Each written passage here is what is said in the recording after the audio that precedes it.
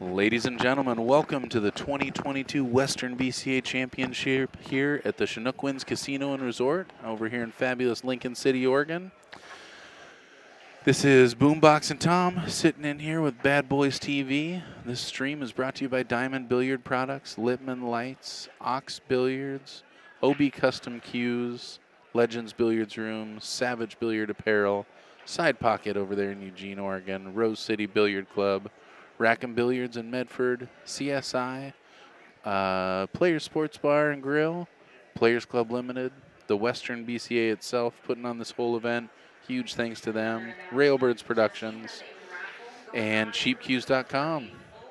We got a match here between, what do we have, Eugene versus Yakima? Yeah, that's what it looks like. Indeed. How you doing, 8 Tom? balls of fire. Yeah, that's 8 balls of fire out of Eugene and Padawans. Padawans, okay. Out I of was kind of Yakima. afraid to take that one on. Yeah. Again, one of their players named Jedi. I'm not sure if he's going by Jedi anymore, but I think he might have named this team. There you go. I reckon that's JC. So we got Lynn Petty leading off, and he'll be playing Richard. And then we got Adam Petty and Lee playing on the other table. Adam Petty. Adam playing on table 10. That's Lynn Petty's kid? Yes. I didn't know that. Yes. Interesting. Well, that's cool. Yeah. Little father-son going on there in the like same that. team. It's always fun to do stuff with your kids as you get older. Yeah. Oh, that's cool. And somebody here cheering on Lee. Nice. It was for his dad, right on. Well, cool. Eugene broke over there on table number 10. Dry break. That brings Lee to the table.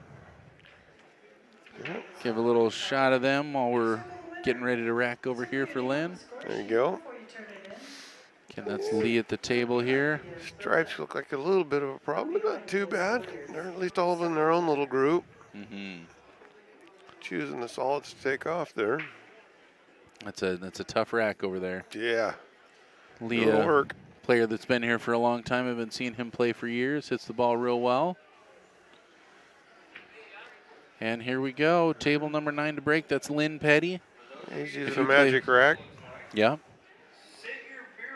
If you play pool in the Eugene area, you know who Lynn Petty is. He's played for a long time. He's one of the fun guys to play. He'll, after you get done playing the match or something, he'll actually help you out a little bit too, especially the new players and stuff. He's a lot of fun to be around. Lynn with that second ball break. Yeah. Fairly opened up. Nothing doing there. 3, 6, 9, 12. 3, 6, 9, 12, 15. They're all up there. Yeah, looks like it. All right. And we got a couple balls left hanging on the rack there. Yep. Man, I got him to turn the lights down in here, and it nice. really, it's so much better. Still pretty bright, but it's a lot better. It helps. It seems like these ones on the edge are brighter, or maybe it's just because they're right over us. Oh, you might be right. I'm such a vampire. Overhead light is not my friend. Well, that's what they got the big lights over the tables for, is to take care of that problem. Right? Those Lippman lights sure are nice. Aren't they amazing? Yeah, I had Mike up in the booth here yesterday. He actually sat in and did a bunch of commentating. Nice. Mike, a great guy. He's doing the Northwest Cup, coming to the Portland area this year. All right. I don't know if you guys do you watch the Northwest Cup? Oh, yeah. So It's awesome. a lot of fun to watch. What a match this year. If you haven't seen it, get on there and watch it. Make sure you stay tuned for day 2. Day 1 is a little underwhelming. It's interesting. It's watching some of those guys play is crazy. Yes, it is. All right, well, I ran that one a little long. I'm not sure if he was trying to get on the backside of the 7 or not. All right. But it looks like that's kind of the only option at this point. 7 probably leading over to the 2. Could if you roll really down and play the 4 over to the side, but I like that shot. If you roll it down there's far more enough, you options can. if he goes down there. Yeah, maybe even deal with the 3. All right. Oh, okay. And it's easy when you need to punch out and get a little angle to overcut that ball. Yeah. Just force it right over there.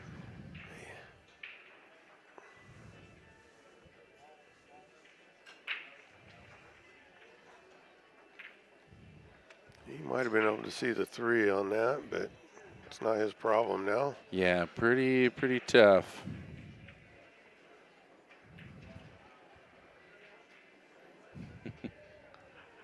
comes Lynn.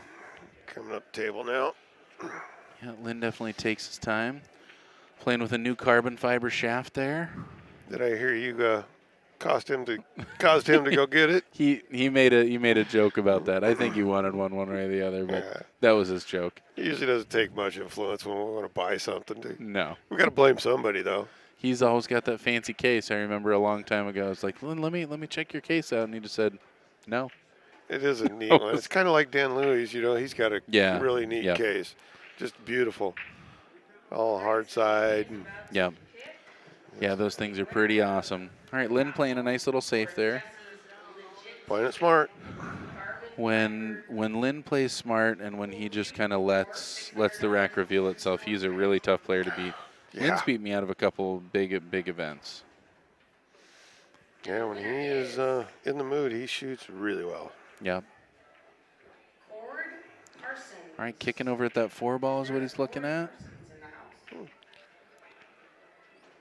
Yeah, I think kick on the 4-ball is a good shot. I think I'm going to jump to the 1 on this one myself, but if you're not jumping.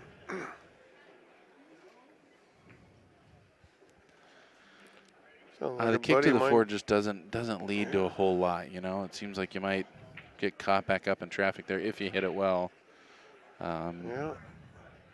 I just heard a friend of mine's name, Cord Parsons, just got called for a cue stick drawing, I think. Here's hoping. All right, well, illegal contact there. That brings Lynn Petty to the table with ball in hand.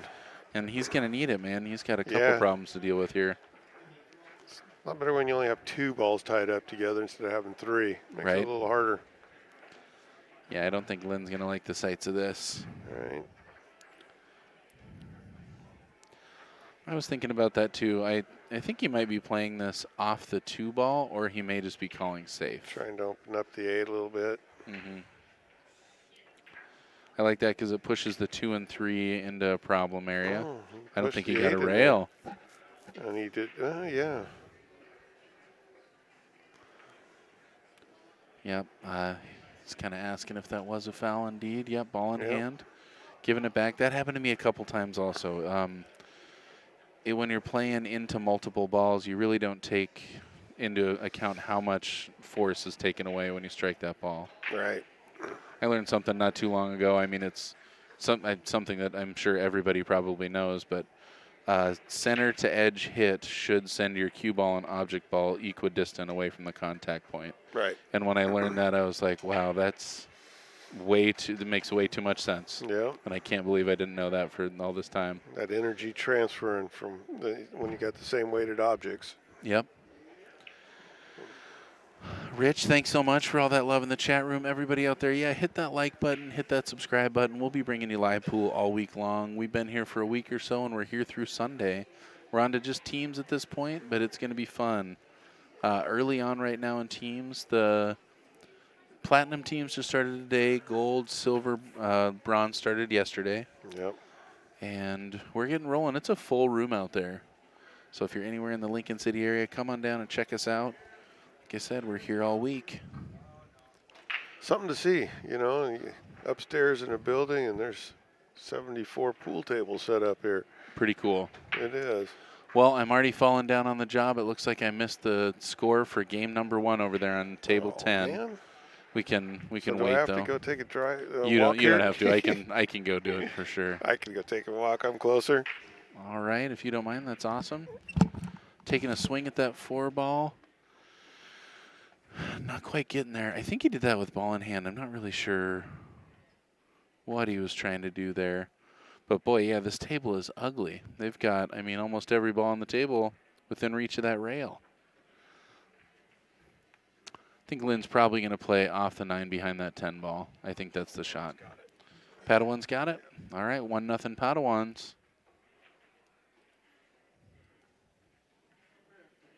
So that should be Jennifer and JC. Jennifer, oh, sorry, I haven't unmuted yet. Jennifer and JC over there on table number 10. Jennifer Racken.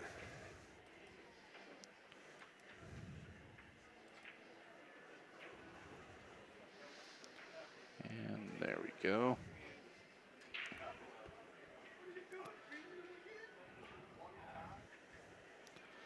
Well, Lynn getting something by the pocket there, but not getting safe. Yeah. And just making more of a mess over there. Yeah. I wouldn't be surprised to see Lynn play the 14 into the 9 here and break those balls out. Can also play thin off the 9 and just run into them that way. Break them out that way also. Kind of depends on which way you want to push them. Which way he's feeling it. Having another ball hanging in the jaws, this is where I'd really like to take a swing at it. He thinned it in with that other ball. Yeah, didn't quite get enough off there. No. Well, you got another breakout ball. And with that 4 ball where it's at, it kind of takes away that combo that he could get there. Question in the chat room about team size. We're on to 4-person teams at these events. Has always been 5 in the past, so 4 is a change for us. It was supposed to be 4 the first time the year it got canceled for COVID. Oh, yeah, that's right. Yeah. It is a little bit nicer with the 4-man teams in a way because there is a little less people in the way. Like you said, that's a person less per table. Yeah.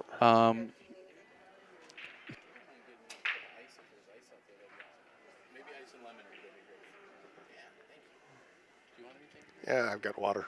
I'm good.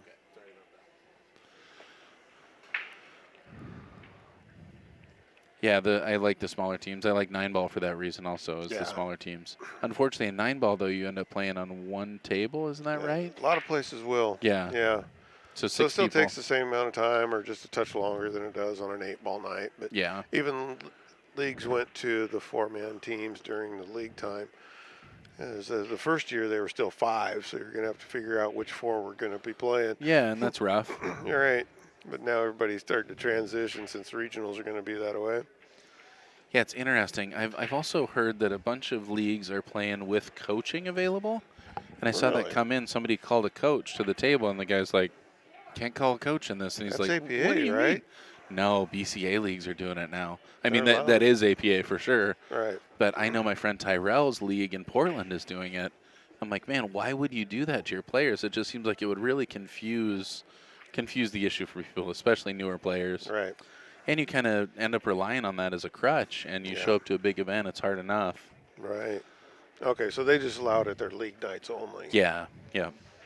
But yeah, you're exactly right, though. You know, it's like you get used to somebody else telling you how to play, and you don't learn it as quick yourself as the patterns you should, which I still struggle with learning the patterns. You and me both. Now, APA, you can call, anybody can call timeout, right? Right. And that's wild to me. We do some USAPL stuff down in Vegas, and watching the USAPL stuff happen is like a foreign planet. I'm like, what is going on here?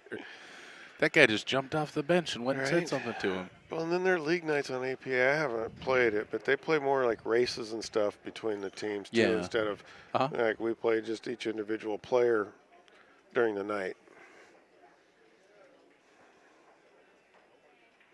Yeah, I kind of like the difference in playing a race against a player. That's cool. Thank you so much. Well, this is awesome. I'm getting drinks delivered. You're the best, Elena. Thank you. But, yeah, 'cause races can definitely change. Anybody can win one game. Oh, yeah. You don't see an 8-ball popping out of something you're trying to break out, and boom, you're done. Yeah. You know, and you get a little too aggressive, and you're not paying attention, and it's like you don't see it. Next thing you know, it's like, oh, there goes that 8-ball. Yeah. Chunk. Well, that game's over. Mm-hmm. But it'd be hard to do races on a regular night where you play all 4 players on your other opponent's team because it could go forever. And it means people sit around for an even longer period of time, and that's one of the big complaints I hear about League. One of the things I struggle with is when I want to play pool, I want to play 4 hours of pool, and I want to play. You know, it's hard for me to sit there for 3 hours and play 3 or 4 games. You know, that's tough. I get it. I'm a slow learner, man. It takes me a while to, like, warm up and play well. For us working guys, you know, we need to get in and get out and get home so we can get up at 5 o'clock in the morning to head to work. Exactly. And on a Monday night, your first night back, you know, to work, and now you're starting the week off rough with a late night. And ain't that the truth? Wow, nice. Good control there not to scratch. It's so easy to go in that pocket. Good little safety there. I mean, I guess it's really not true safety, but it's a good position. A lot of Yeah. tough shots from there. Well, and the tricky thing is, I mean, nothing goes. It seemed like that Right. 2-11-1 was almost lined up, and at this point, it's going to be hard to hide it. I guess you can play into the 12-10. Yep.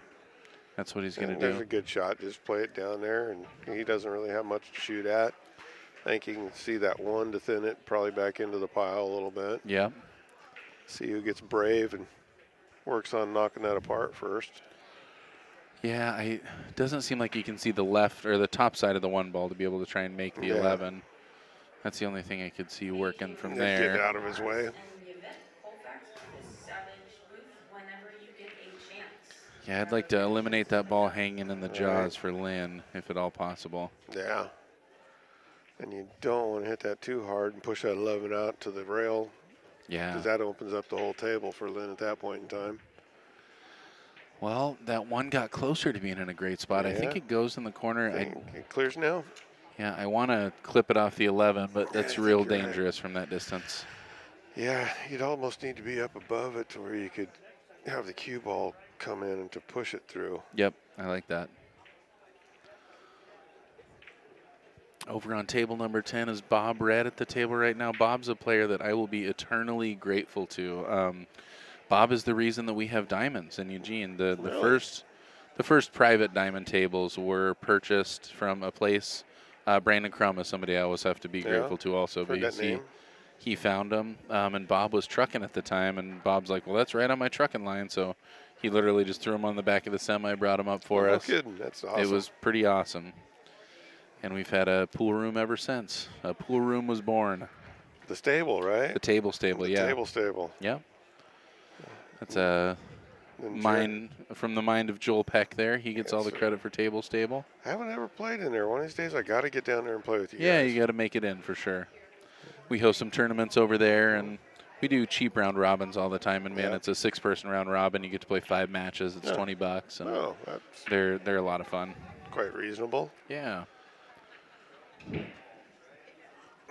Take somebody like me who's usually a donator and that kind of stuff.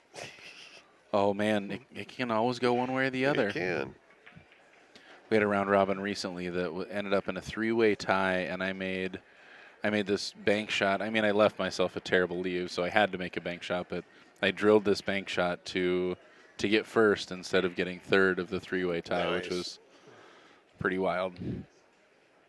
Yep. Then you got Jeremy's place. Yeah, and Jeremy's got the same setup. Jeremy was an original member of the table stable before it was table stable. Right.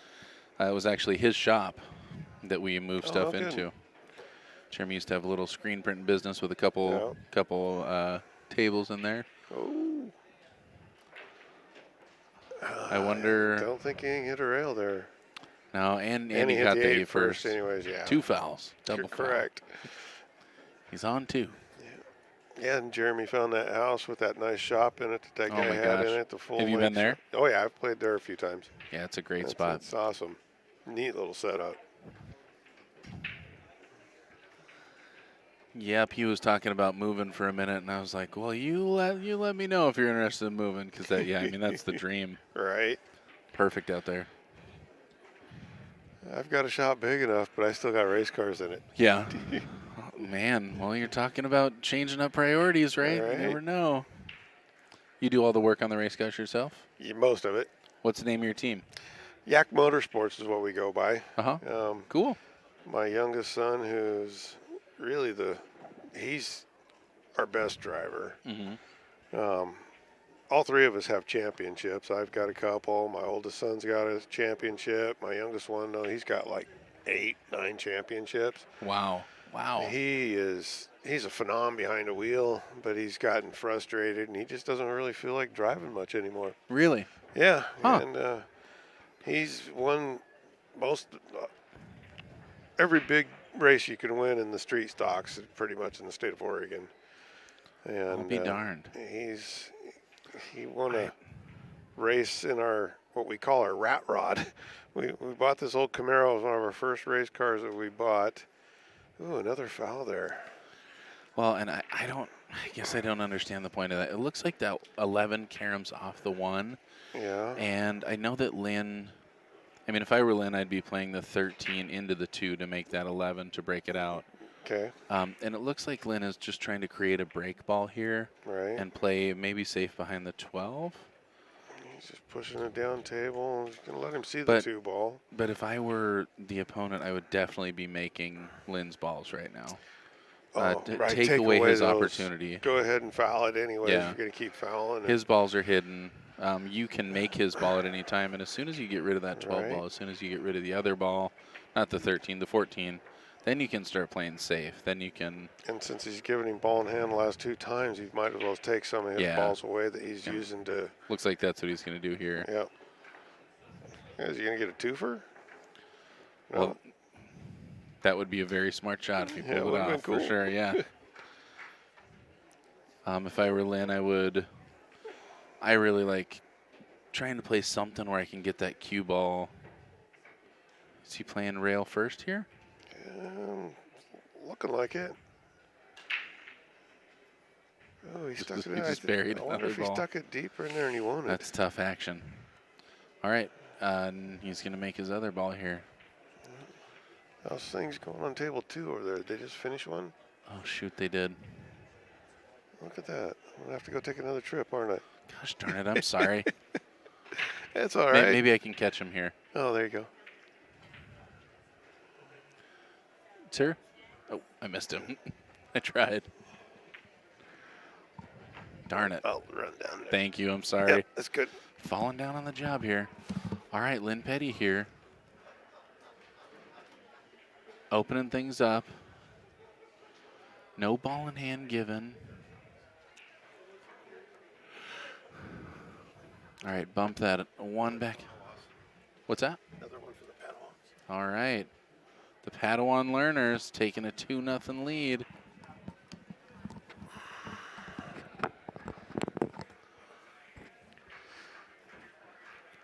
It looks like Lynn can see the edge of that 13.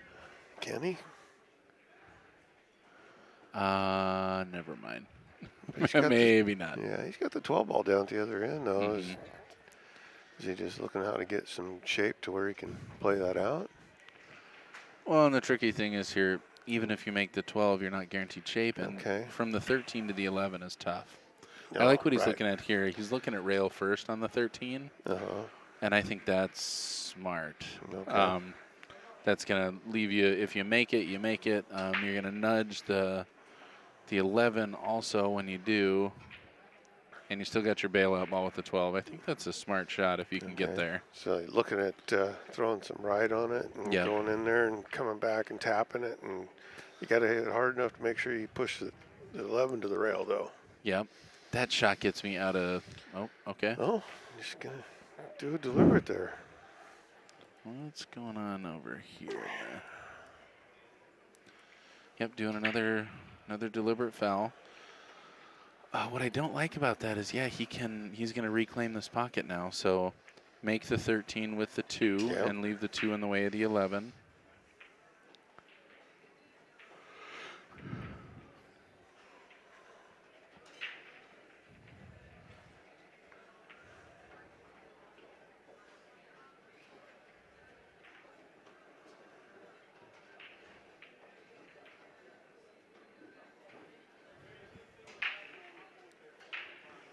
It looks like you can play a little wedge into that window. Oh, boy. Yeah, I'm just kind of try to leave it right in that whole mess. Yeah, I mean, if you can bump the 11, he might be trying to wrap around 2 rails. No, he's just going to hit off it. Try and block the 2 ball. Never mind. Just can move the 8. Okay.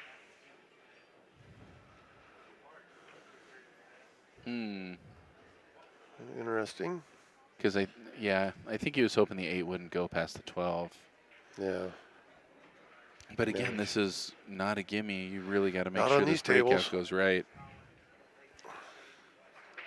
Not on these tables. Yeah, and it looks like he's going to go right. I mean, you can double kiss on the 11 and just shoot straight out of there. There you go. Or that can happen, and it can work out real well. Yep.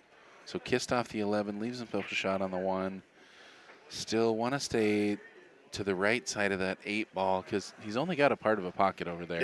Yeah, he's got to go. Probably rail first and push that 12 out of the way and let it push it on into the corner. After this battle, don't want to give anything up.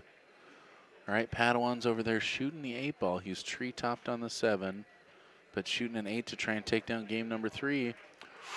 Comes up a little bit short. That's Meanwhile, a quick rack Padawan's over there. shooting the 8 over here on table number 9. Taking that one down. Padawan's up 3-0. I think Lynn's right back up, too. I like that about 4-person teams. It does seem to go faster. Because Adam's playing over there, correct, right now? Yep. Playing JC. So that'll make Lynn playing Lee.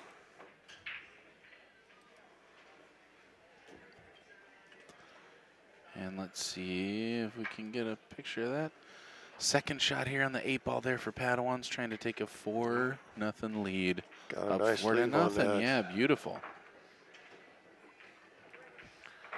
Padawans jumping out early. Padawans out of Yakima, Washington. They want to give a big shout out to all their family and friends, to Tracy Brattenbush and the Ranch Tavern. That's their sponsor out there.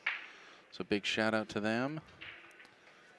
That is Richard, Lee, Tommy, and JC. I think that was JC that just finished that rack over there. Lee's who you see racking now. While we're talking sponsors, let's go ahead and run down ours. Legends Billiard Room, Beaverton, Oregon. Ox Billiards, Seattle, Washington. Salvage Billiards Apparel. Savage Billiards Apparel. I like that a race car driver's all salvage. Right? Yeah, I'm thinking of rebuilding. What's that? Side Pocket in Eugene. Oh, City Billiard hey. Club. All right. Rackham Billiards Burgers and Brew, Medford, Oregon. I have been corrected. It is 3-1. There you go. Miss Jen Parks was very clear. We have got one. Excuse me. Whoops. Sorry to the Eugene team. My bad. And we got CSI, Q Sports International, Players Sports Bar and Grill out of Washington, Players Club Limited, Western BCA, Railbirds Productions, Lipman Lights, CheapQs.com, and Players Sports Bar in Kennewick, Washington.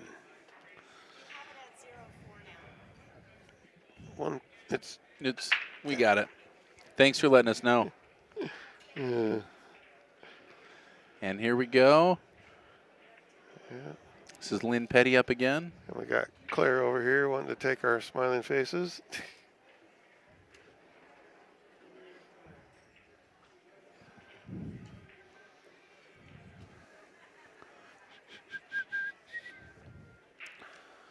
Lynn with a little better look at this table.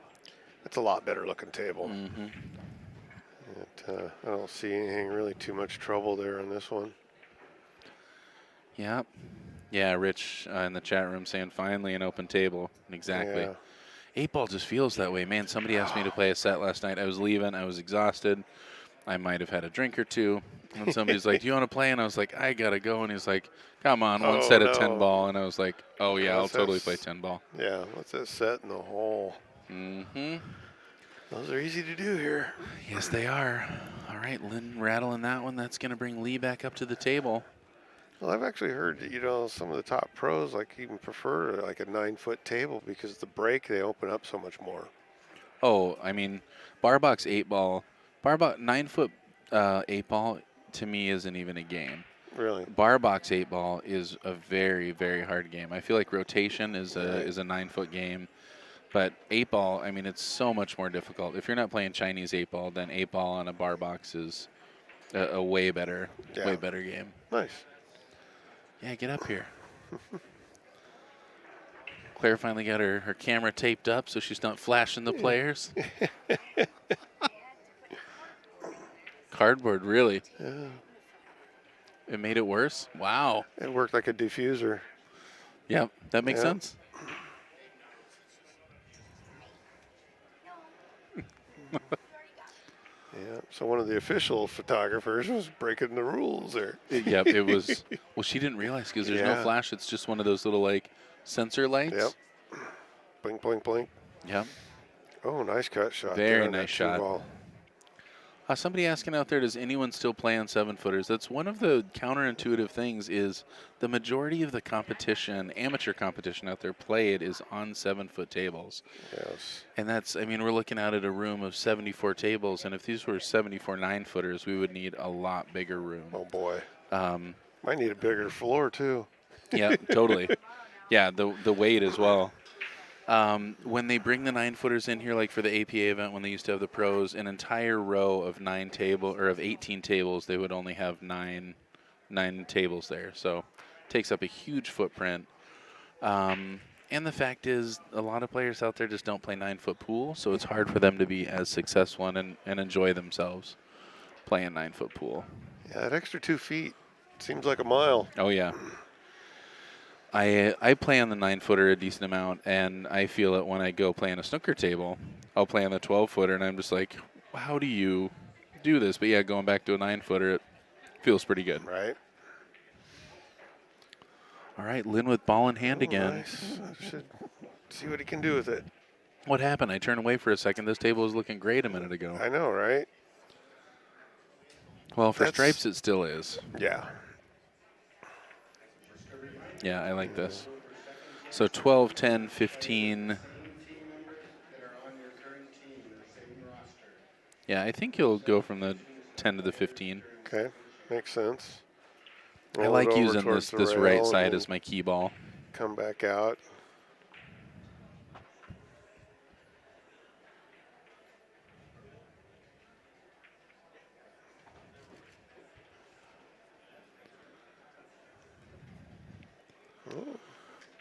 Somebody in the chat room saying he thinks that 8-foot diamonds are becoming the new standard. I'm not sure where you live, Rich, but there is actually an 8-foot diamond out here on the coast. That is literally the only 8-foot diamond I've seen in Oregon ever. But there's different parts of America that it's very different. 8-footers are kind of the new home standard table because the 9-footer used to be, and homes just aren't built as large as they used to be. Nice That's shot what there. I didn't like waiting on this 15 ball because this is just a harder key ball for me. Right. I look at this as wanting to take it in the side, but I think a lot of people are big kids and they will just draw off this and take the 8 in the upper right-hand corner. I think that's smart. Sounds good. Yeah, just playing the quick over and back. There you go, yep. Very nice shot. Great speed Yep. there from Lynn Petty. Got a good lie on that 8 ball. East Coast, you see a lot of 8-foot diamonds, huh? Interesting. I wonder if those are red label or blue labels, because I know that they used to make a lot more 8-footers, and that's just not quite as common. All right, so 8 balls of fire taking down rack number 2 there.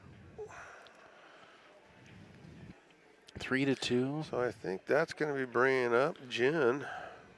Jen's and playing Tom. over here on table 2. Okay, so she's already playing? Or table 10, I should call it. So then it's Bob and Richard Bob and Richard. playing on the table 9. Yep, that'll be Bob Red and the baby blue coming up here. Jen there at the table now. That's table 10. She's racking them up. Yep, barely missing that ball.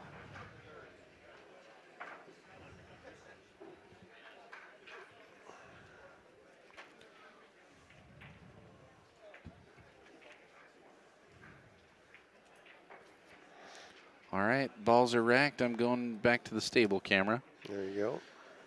It's not bobbling around. It's so interesting that one moves. And the other one doesn't. They're on They're on it's the got to same be table. it's got to be the tripod. Yeah.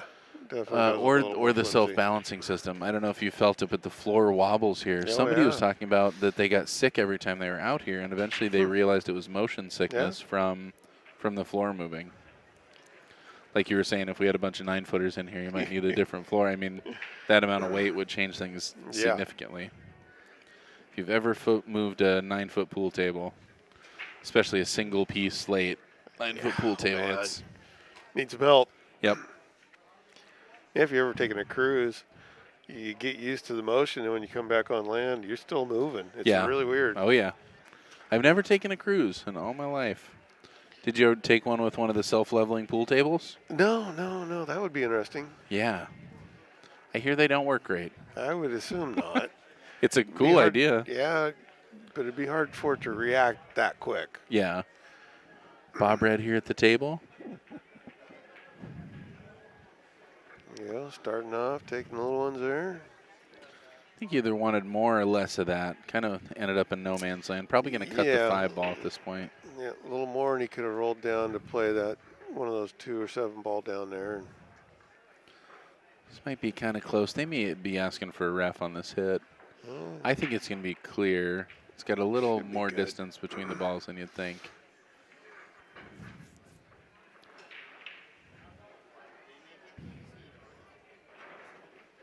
Definitely a good hit there. Yeah, no doubt about it.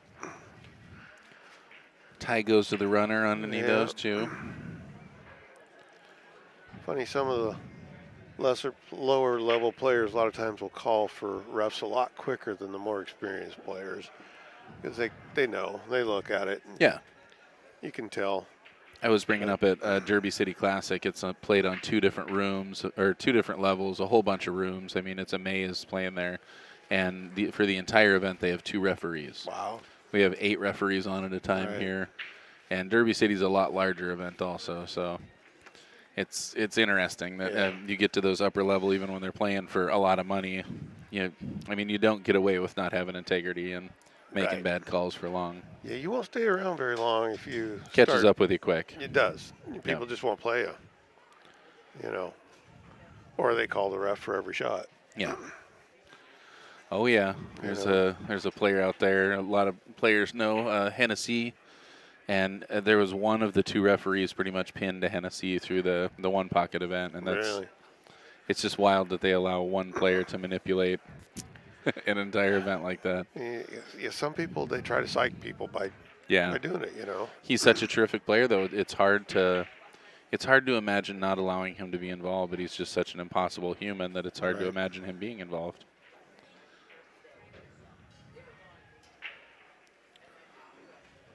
Wow, get in there. Wait for it. No? I thought he made that ball. I've shot several of those that I thought I made. Oh, yeah. It looks like it's going good. It's really not going to go? And it's like, God, I was deep in there. Mm-hmm.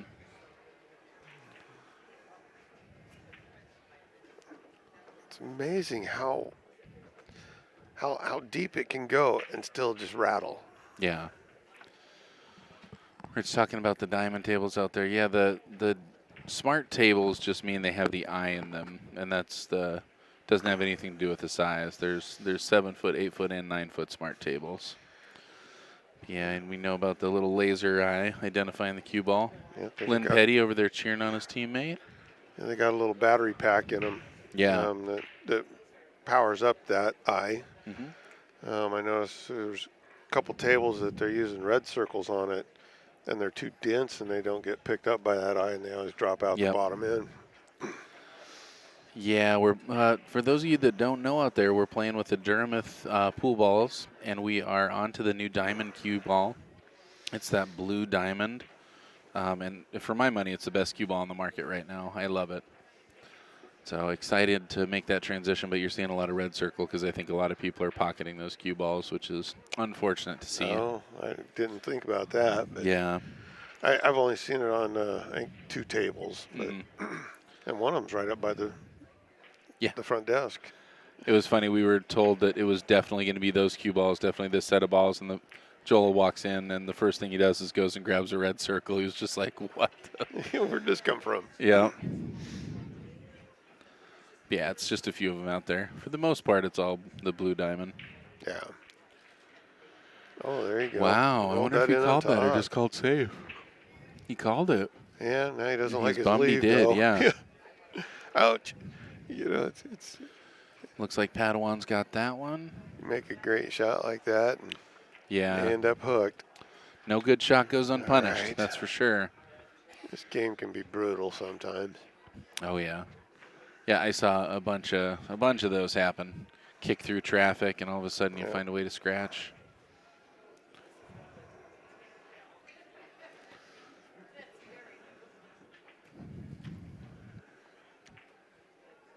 Kicking at that 6 ball, looks like. Coming a little short. All right. So that must mean we got Lynn and Tom coming up on table 10 over there. This is ball in hand here for Bob Red. I really like starting with the 14 ball and Yeah. trying to break out the 9 with some Right. inside. Because it doesn't go anywhere right now because the top corner's taken, the bottom corner's taken. So, yeah, he's got to pop it out pretty good to Yep.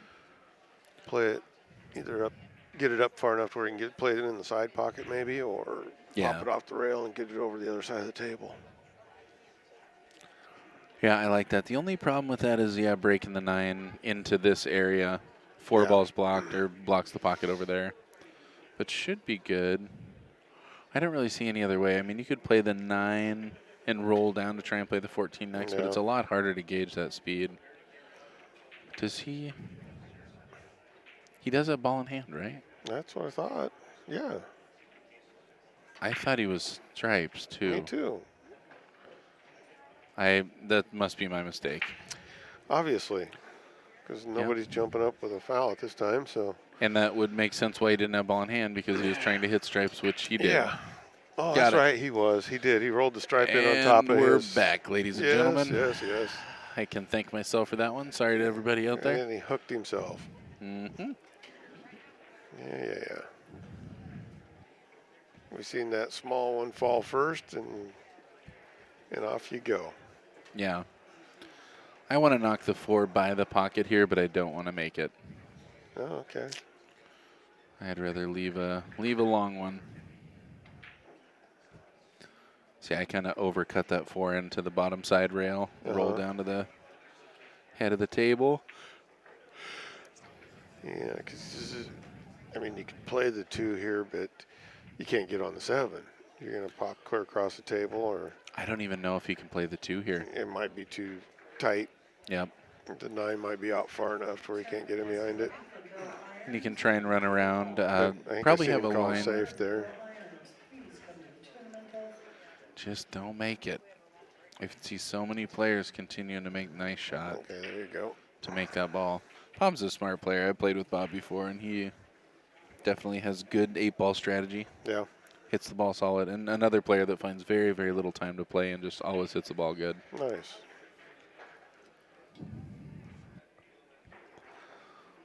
Lynn Petty up over there. Stretched out over the table. Having a little magic rack issue here. Yeah, those magic racks can be a pain sometimes when you get a couple balls stuck on it. How do you feel about the template racks? I'll use them. I haven't been using them very much here because these tables rack nice. Yeah. But like when you're playing some of these bars, man, you can chase the head ball all over the place trying to find a place for it to settle.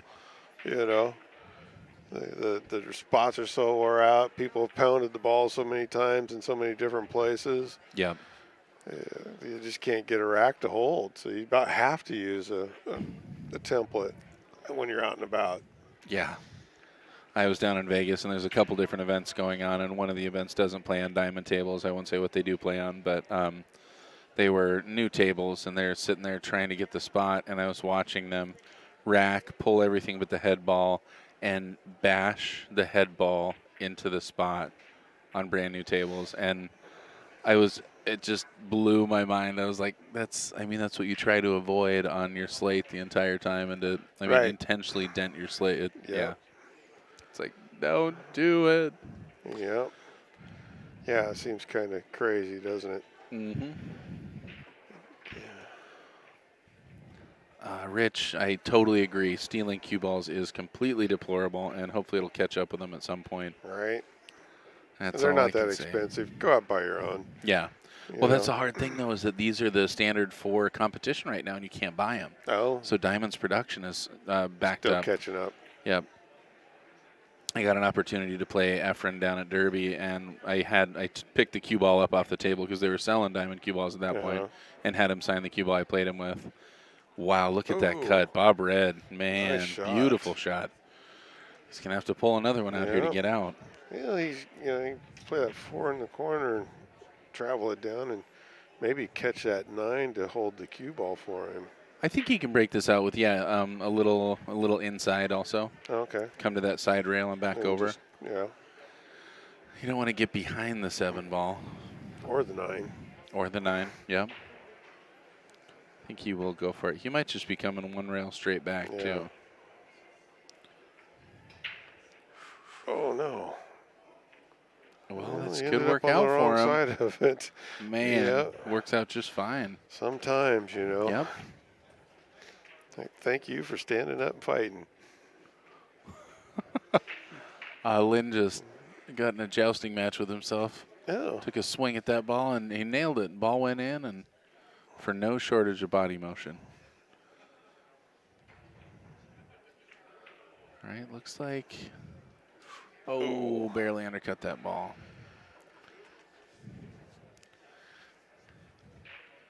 And we have Richard here.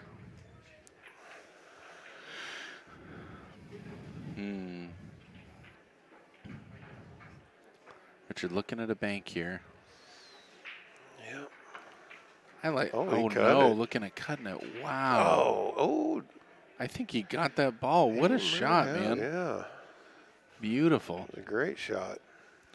I thought he was banking it so he could maintain shape, but man, Right. coming around all those rails to clip that 7. Looks like maybe he could get underneath and play the 14. Right.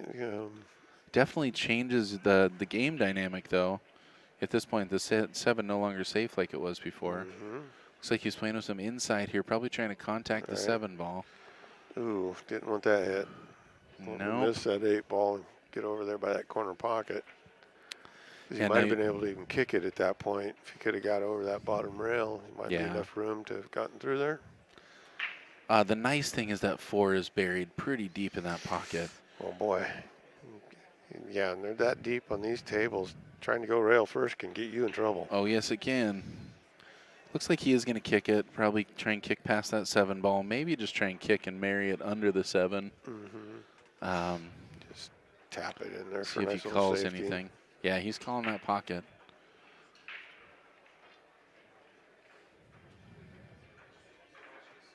Wow, what a Good shot. attempt. Heck of attempt. Man, and barely. That's pretty unlucky there. It looked like he was gonna freeze up there. And his work cut out for him for Bob Red. I really like using the 7 as a key ball here with the 14 in the way of the 8. He's looking at the 8 to see if it goes. Right. Yeah, I really like starting with the 4 instead of starting with the 7. But it looks like maybe the 8 goes around the 14, and if that's the case, then he's all right. Yep, just fine. The other table, that's JC.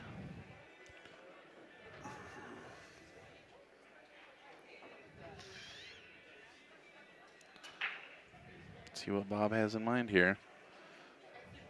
Looks like he's just going to draw off this, so probably try to not even contact the rail.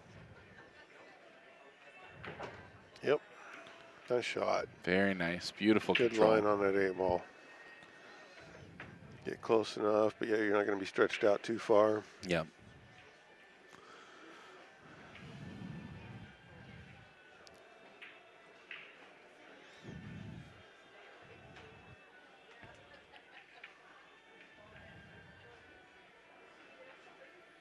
Very nice. Making it 3-4 there for Bob Red. Making a match out of this. Yeah. Nice shooting, everybody. Let's go back to the other side here, see what's going on table 10. That's Lynn Petty shooting. Doesn't leave himself a dream shot on this 8 ball. No. At about the 50-yard line. Looked like he's probably going to bank in that top corner pocket. Upper left-hand corner pocket. This is a disorienting view, isn't it? Right. But there's a pool table over there, and there's a guy in an American flag shirt. His name's Lynn. We know that much.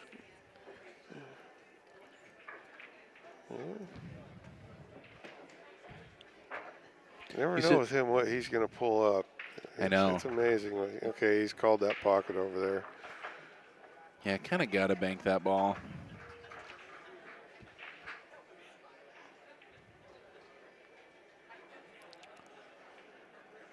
Lynn kind of using the parallel angle system there. Okay. Kind of looking at what line the bank is going to Oh, travel looks on. good. Wow. No way. That rolled a little bit on him. Man, I thought he hit that ball great. Yeah. I started off headed there. Well, JC's got his work cut out for him because that's not, I don't think the 15 passes the 9. No, that bait's awful deep. I wouldn't try to roll it in there 3, anyway. 6, 9, 12, 15 balls up there. All right, and failing to make that ball, that's going to give Lynn Petty that game as long as he's able to not follow that 8 ball in. So that must have been Adam breaking. Yep. Adam playing Tom. And this could tie it up here for the 8 balls of fire. There we go. Way to get out of that one, Lynn. Yeah, boy, burying that 8 ball in the pocket makes it pretty tough. Yeah.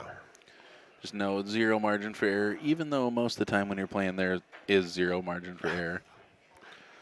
These tables have proven all week. Yep. That brings up Jen Rackin. Jen Rackin. Playing Richard. Thanks for tuning in out there to Bad Boys TV. This is Tom and Boombox. We're coming to you live here from the 2022 Western BCA Championship. Brought to you by a whole bunch of people, mostly Pool Halls, Legends Billiard Room, Ox Billiards, Players Sports Bar, Littman Lights, and CheapCues.com, Railbirds Production and Western BCA, Savage Billiard Apparel. They got the event shirts for this. I tried to get one. I really liked them. It wasn't the right fit for me, but I really like them. They look great this year. They're cool looking shirts. Side Pocket in Eugene, Oregon, Rose City Billiard Club, Rackham down in Medford, Oregon, CSI, and Players Club Limited. So thanks for tuning in.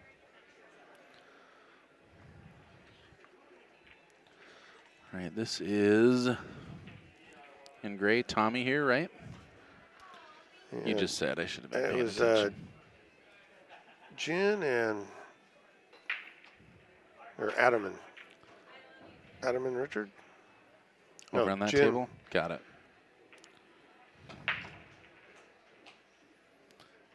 Yeah, we're Jen and Richard on table 10. Got it. Yeah, and I think this is Tommy here at the table Yes. here on table 9. Adam and Tommy playing over here. Jacked up over some balls.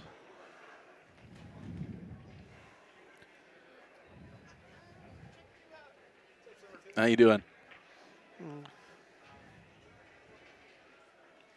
Our buddy Rob walking by, chatting, saying hi. Yeah.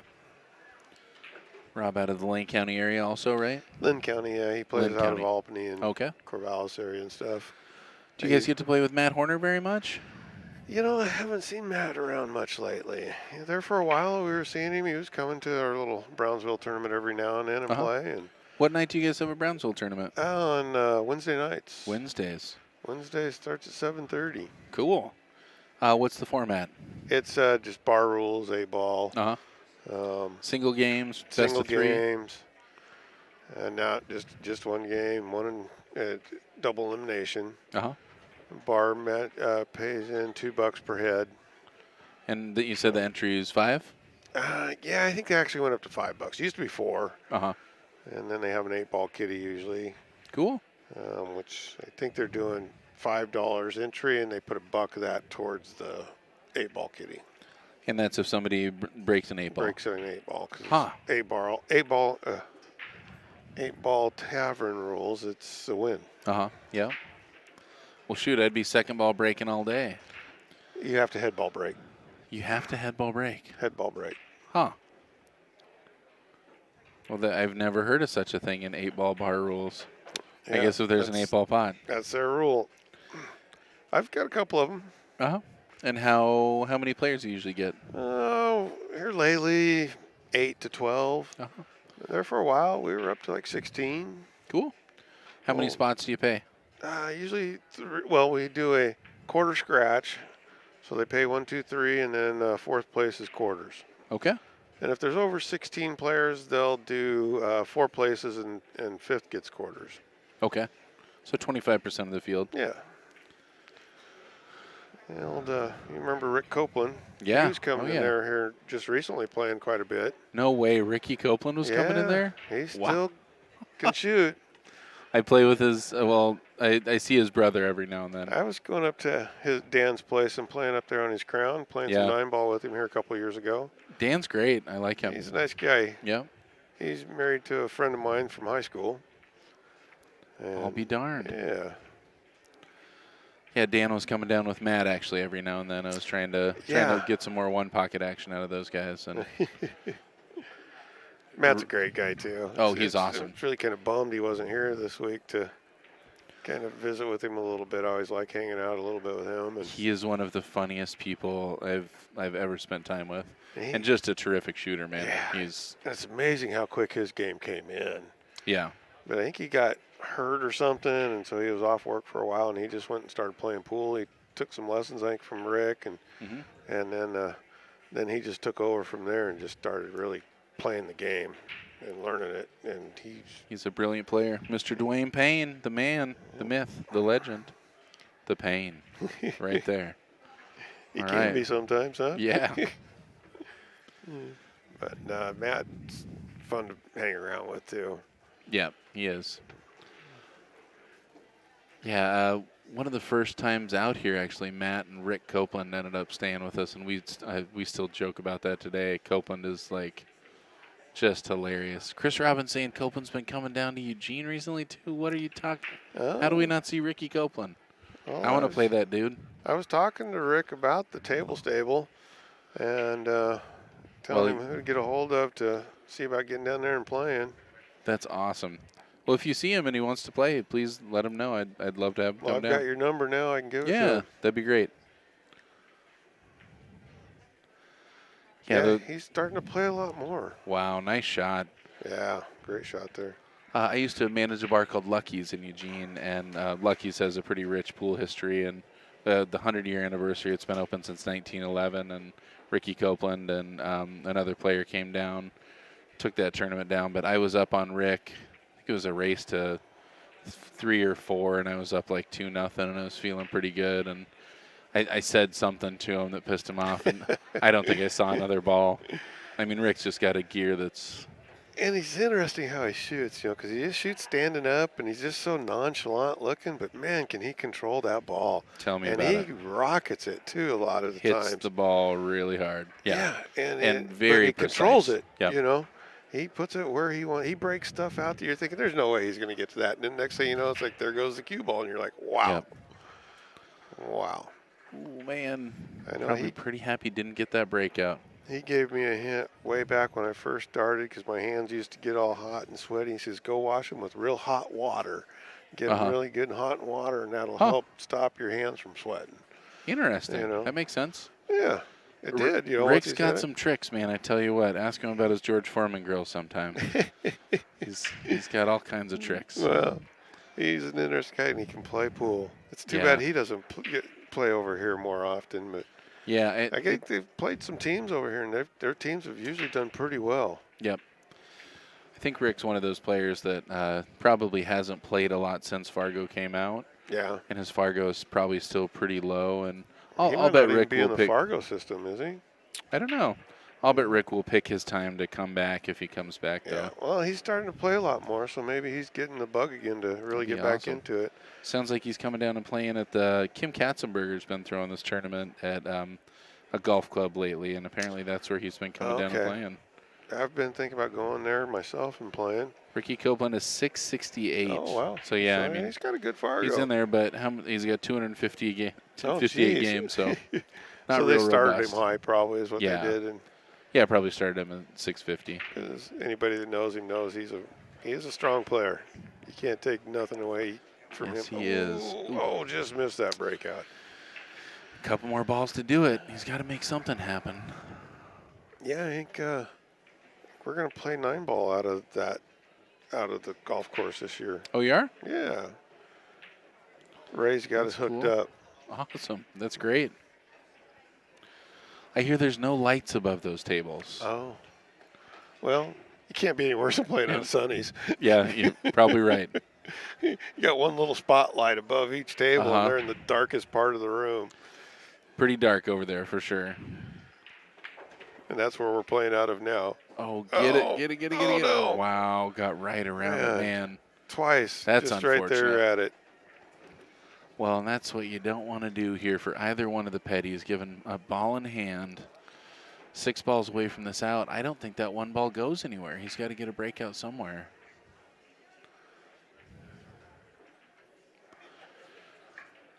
I like starting with the 2, but I like starting with the 2 as long as you're leaving yourself somewhere that you can break the one using the 4. Yeah. I think Lynn one time said to me something about, because I was like, made a comment about, he wouldn't have thought it was going to scratch there, and he's like, there's 36 inches of pocket on these tables. You know, it's kind of hard to keep them out of it sometimes. Yep. It's an interesting way to think about it. Totally. You know? Yeah. I can't believe it hit that. Right. Yeah, that's a whole lot of table. A whole lot of hole. Yep. Actually, Yeah, more hole than you'd imagine, for Yeah. sure. Yeah, 36 inches, that's 3 feet, so that's, I mean, a little less than half the distance of a long rail. Right. You don't really think of it that way until somebody points it out to you. Mm-hmm. Ooh, jams it in there. Nice try. Kind of, if you ask me, kind of fortunate it didn't go. You want to have more balls going at this point. I don't think he can get around that one. No, I think it's pretty tied up pretty hard on that one ball. I don't even know if he could have made the one ball from there without breaking it apart. I think there's a chance to make this ball. I think that you can, if Go you're going to rail contact, first? go rail first because you're going to make contact with the one ball also. Right. But I think there's a better chance of you scratching. Oh. Yeah. Okay, just going to tap it apart. Try to look. Wow. That's a pretty sweet shot. Still got the 6 ball, and unfortunately not totally tree-topped either. So as long as you make the 6 here and don't roll too far, you're going to have the 3 in the side. Yep. Kind of natural shape down for the 1 also.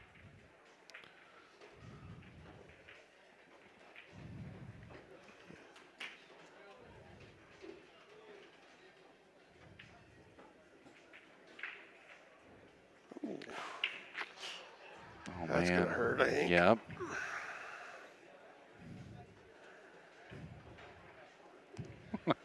Brian watching out there apparently too is saying, yeah, the lights are in the ceiling.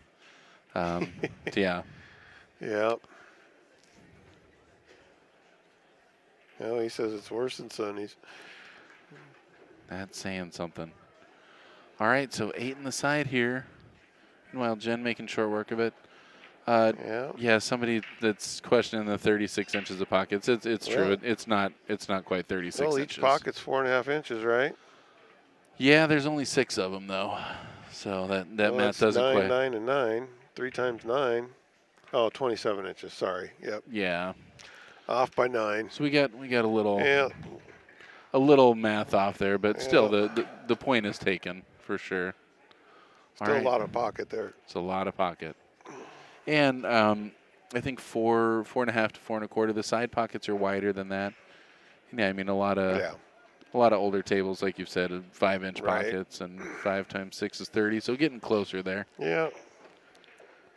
We're pool players, not mathematicians. Mechanics and all that kind of stuff. Yeah. Although the math doesn't hurt, does it? It helps out. I didn't pull out my calculator. I did it in my head. All right. Just want to make sure to avoid this 6 ball here or run right into it. Yeah. I just mean not get behind it. Yep. Well. All right, so 2 to the 6 ball over here. Definitely doable, but not the easiest shot. He might take the 6 first, actually. I don't know what I'm thinking. It's a weird angle to be looking, but yeah, 6 leads to the 2 to the 8.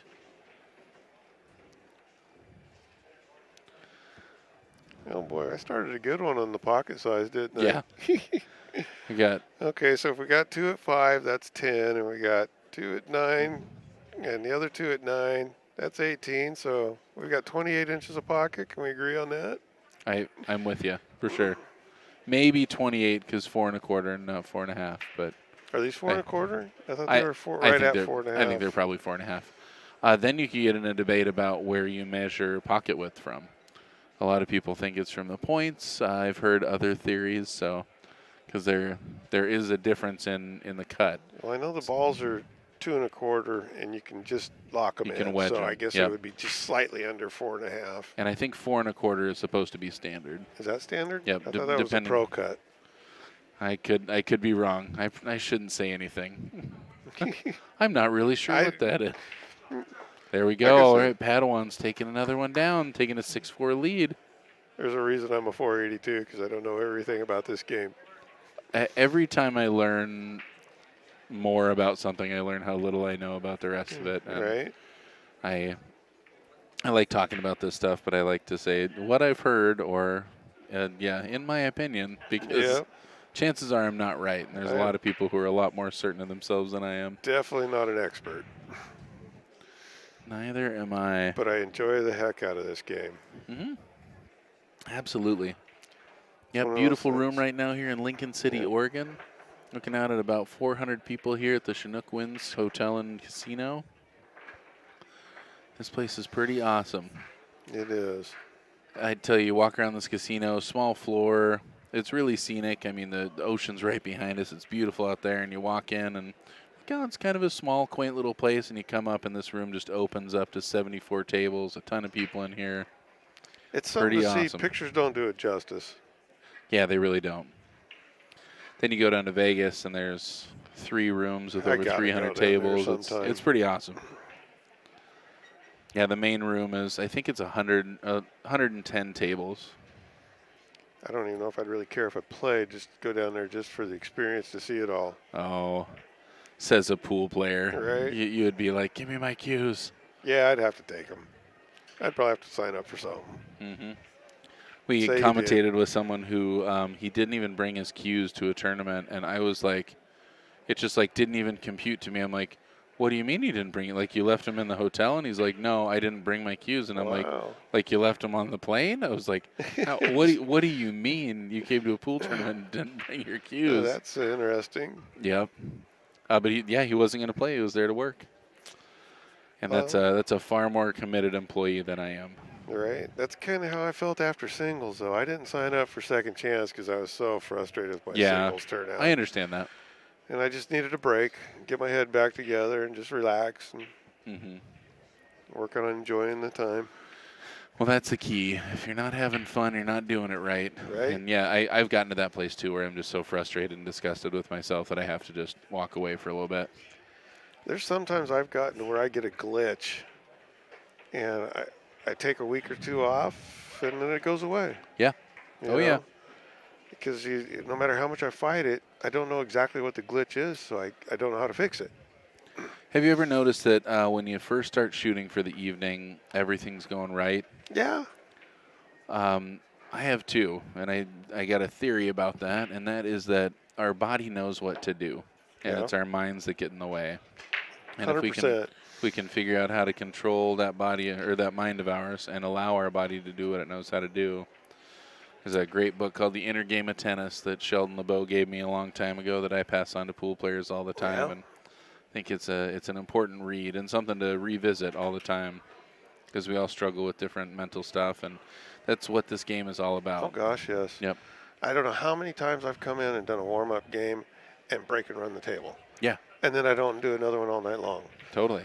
And especially walk away from the game for a little while, come back, and all of those things that are weaknesses that, like we've talked about, we probably don't spend as much time as we should working on our weaknesses. Yeah. They become either, Molly Oliver says, any strength I have came from a weakness I once had. And if we don't turn those into it, then it's something looming in our mind like, oh, God, I always do this. And whenever you're thinking about that, you're probably not focused on executing. Molly's fun to watch. She's one of those that's quite a player. She is a beast. She is. Turbo Draw. Turbo's been phenomenal. Thank you. He says general calculations about 11% of rail length is from pockets. And that sounds about right. And that does seem, if you're looking at the table, it seems like it'd be less than 10% for sure. See numbers like that, it looks like somebody got the calculator out. Yeah. No, totally. Beep, beep, beep, beep. All right, here we go. Oh, no way on that ball. Oh, my gosh. I was getting ready to say it's in. Well, Padawan's there with a rough miss. And a great opportunity here for Bob Red. Yes, turbo draw for a 7-foot table. Yep, for a 7. Gotta agree. All right. Thanks for doing the math for us. Totally. I like 1, 3, 5, 6 here. It looks like he's trying to start with the 5 ball. Yeah. If I'm ever looking, I mean, this back cut isn't hard, but I feel like it leads you to the 3, which is you're already on the 3. And now, see, my brain at my level, I was just thinking roll it over to the side rail, play the 6 back to the other side, then play the other 2 in their corners, because the 8 ball is sitting in the hole. Yeah. But that's my brain. Okay. He sees the 6 as dead in the side. So he's seeing the 6 as his ball to get to the 8 ball. Yep. And leaving more in the middle of the table for it, probably. Call them the key ball in straight pool. Yeah. Huh, yeah, I don't think he'll start with the 6 now. I think he'll go 1 into the 6. Right. And then just rolls the 6 into the side pocket. You get that rack off there, Bob Red.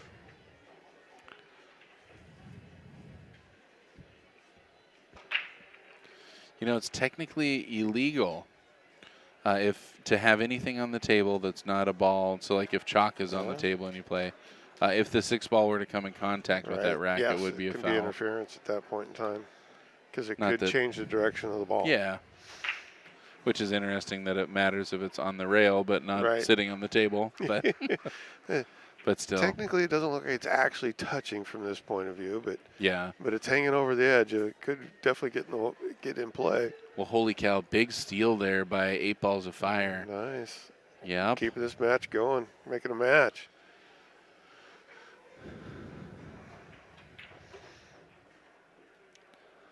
Brian talking about some of his straight pool stuff out there. Brian's adjusted his table to play more like a traditional straight pool table. And he says, yeah, the breaks out there do him some good.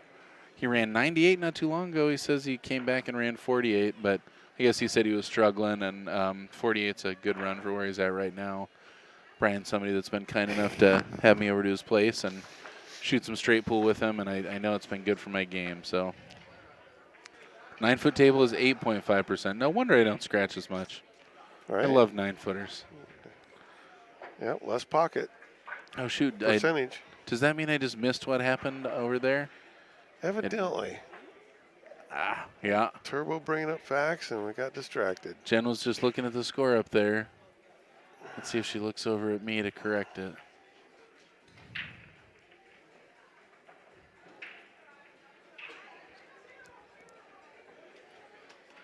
Sweet. Bob's on it. 6-6 over there. Boy, it's a good one. Yes, indeed. We got a barn burner.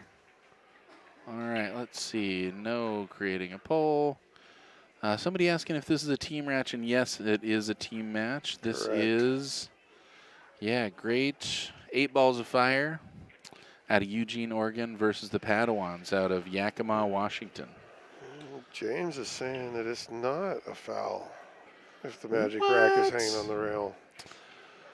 I like James a lot, but I'm going to vote for full of malarkey on that one. Should we call a ref? Can we call a ref to this table? Just come up here. Yeah. I think we could ask. And James, I will get clarification for that for sure. I had a ref unsolicited come up to me in Vegas and tell me that I couldn't hang my magic rack on the light. Really? I was like, did someone complain? And he said, it's distracting to the other players. And I said, did somebody complain? And he's like, well, no. And I said, what? I was very confused. And I work with these guys. I love the referees. I know most of them. But I was shocked. I was like, why? Where do you want me to keep it? And he's like, well, not on the table and not on the light. And I understand. I mean, people can be bothered by different things. But most people, I mean, if they played enough, they're going to say something. Hey, let me put it on the table over here. Yeah. I ended up talking to Sam Rubito, and Sam's like, yeah, no more on the light because it's been falling off the light enough and hitting balls.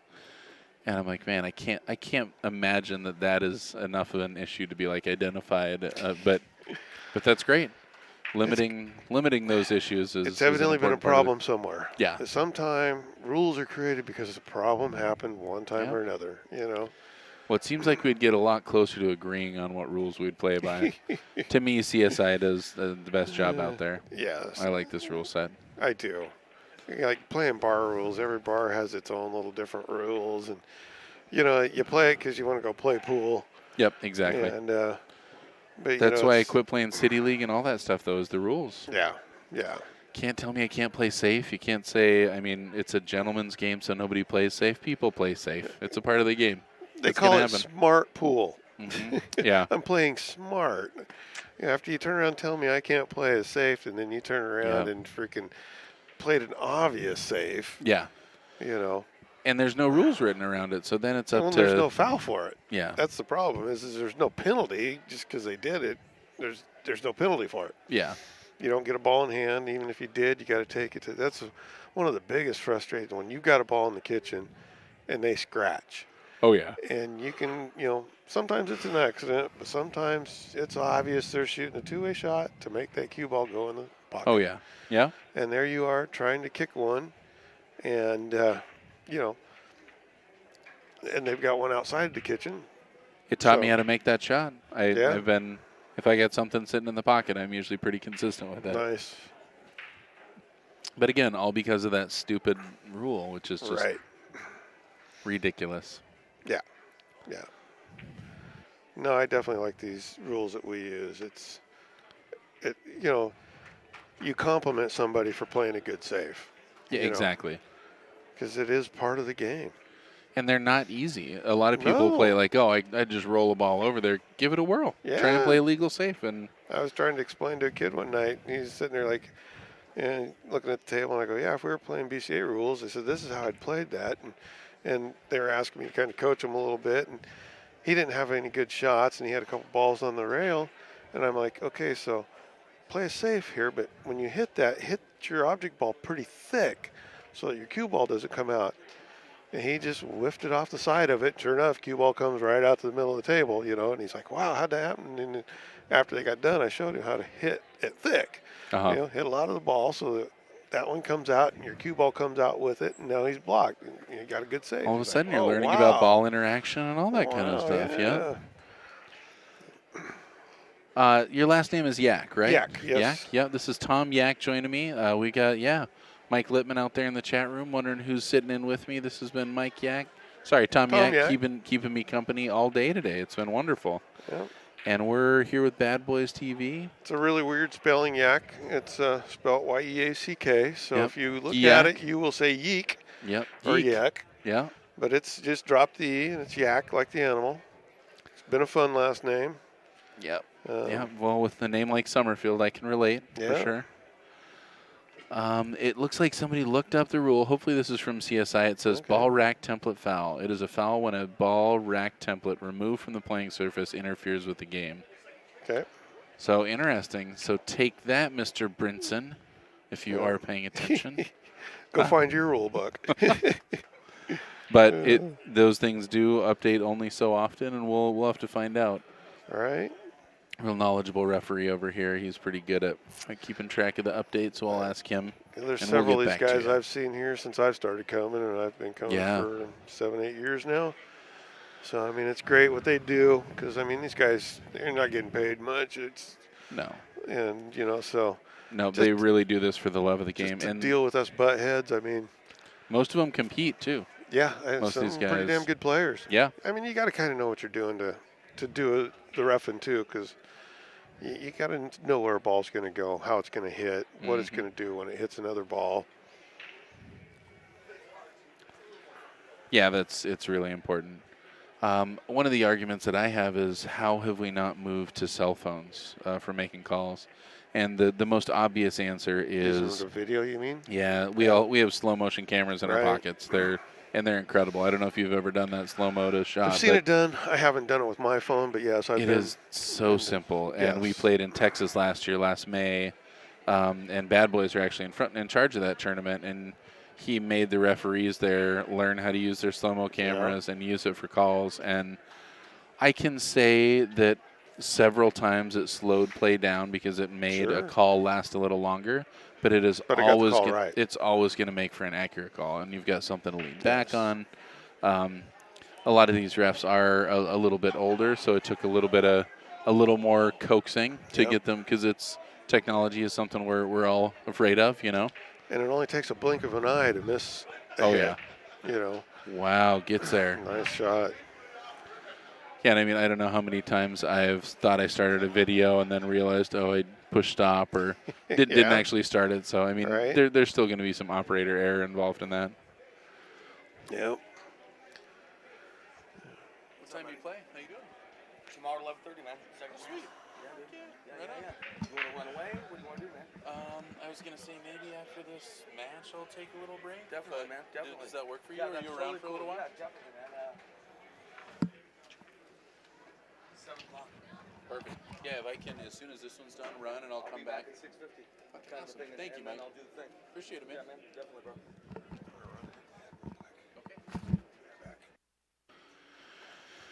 All right, we got the one and only Mike D coming in here in a little while. I'm going to finish this one off for you guys, but he's going to let me have a little break, so look forward to that.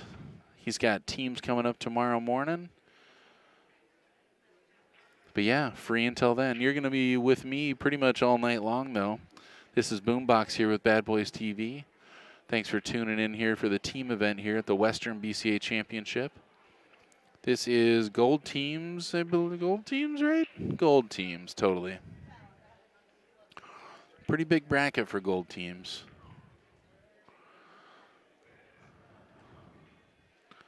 Falling down on the job again. Somebody has another point. I'm not going to guess. I'm going to find out.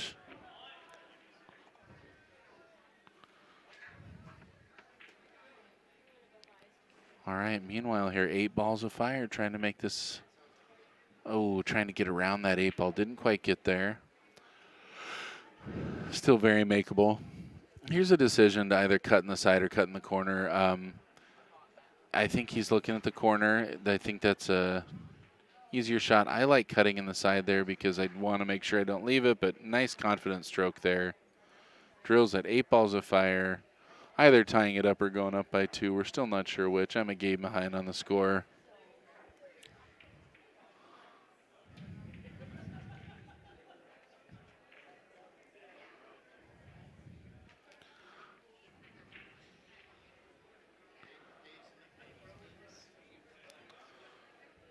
All right, while they're racking, I'm going to go back over here to Wobble Cam.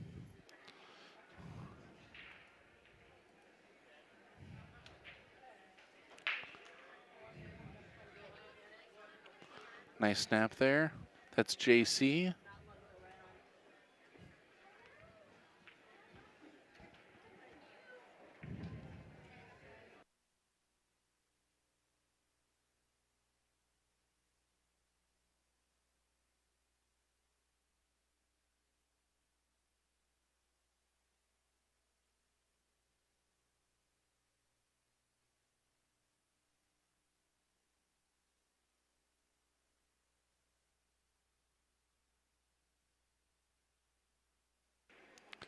All right, I've been told 8-7. I should probably clarify that. Padawan said,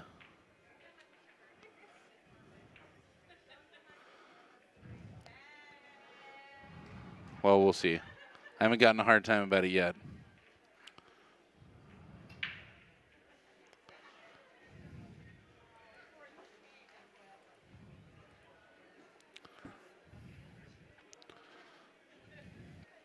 Bob Red with a sweet little back cut there.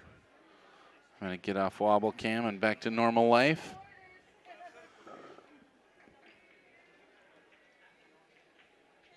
I just asked them, I asked these guys, they said 8-7, but we just clarify that it's Padawans up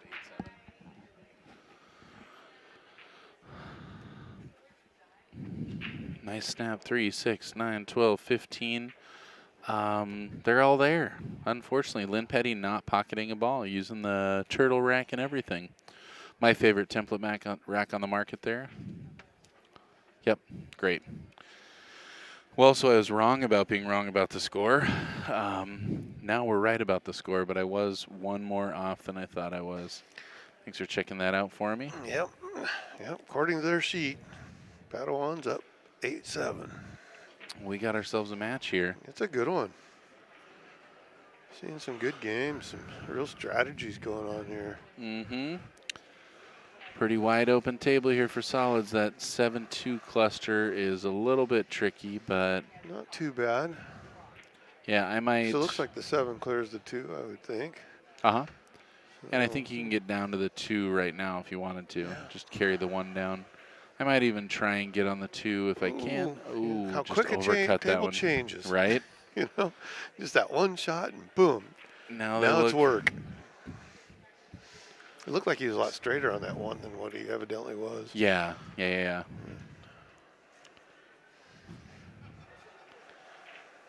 James, I know that feeling. He says he counted 15 all tournament long. I struggle with my break also.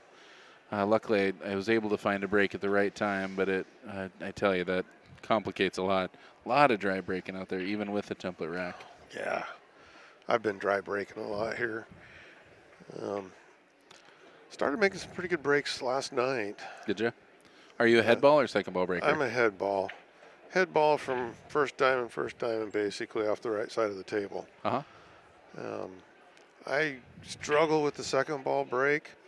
I either wad them all up on one side of the table or I scratch. Yeah. You know, every now and then I get a good one, but so I just go back to what works for me, and that's head ball break, and it seems to open the table up pretty good. And you said one diamond. Do you break from the rail then? I slide my stick over the top of the rail, yeah. Yeah, okay. I do because I normally shoot with an open bridge, and I struggle getting my little fat fingers to wrap around the cue. I hear you. So I do the 2 fingers over to lock it in so that I don't slide it back. Do you do the thumb with 2 fingers over or just the 2 fingers just over? 2 fingers over. Do me a favor next time you're doing that. Slide that cue line against your thumb and then do that. For extra stability, and that's one of my favorite rail bridges. I have a book almost entirely of bridges. Interesting. That's one I learned from old Arizona Lee. I don't think he gets credit for the original, but he taught me that one a long time ago. Yeah, I find if I try to wrap my finger around to use a closed bridge, that I really drag. I try a glove every now and then, but I'm not comfortable with it. So I have to open bridge. I will probably go back to playing with a glove during the summer. I just hate carbon fiber. I hate the feel of carbon fiber. I love the feel of stroking the ball with it, but the actual aesthetic of touching the carbon fiber I really dislike. And during the summer when I'm sweating, it's next to impossible. So I'll be going, wow, caught that point, making no contact. Yeah. I guess making contact, just not getting a rail afterwards. Not the intended contact. Ball in hand here for Lynn Petty. Wow, that was a wild shot. Yeah, interesting. And this will be an interesting out here. Yeah, it's a little bit of work. I like to start on the 9. The 9, okay. Yeah, I like going, let's see, 9, 14, 12, 10, 15, 13. What am I missing? Where's the 9 at? 9's up here in the corner. Oh, that's a 9 ball? And again, you don't, it's not a treble ball, and probably the 13, 15's a little more particular. Oh, yeah, I think that is what I do. Would you combo the 9 or just shoot the 9? I just shoot the 9 because I like playing the 14 this direction to get on the 12. Give you a little more angle on it to come out.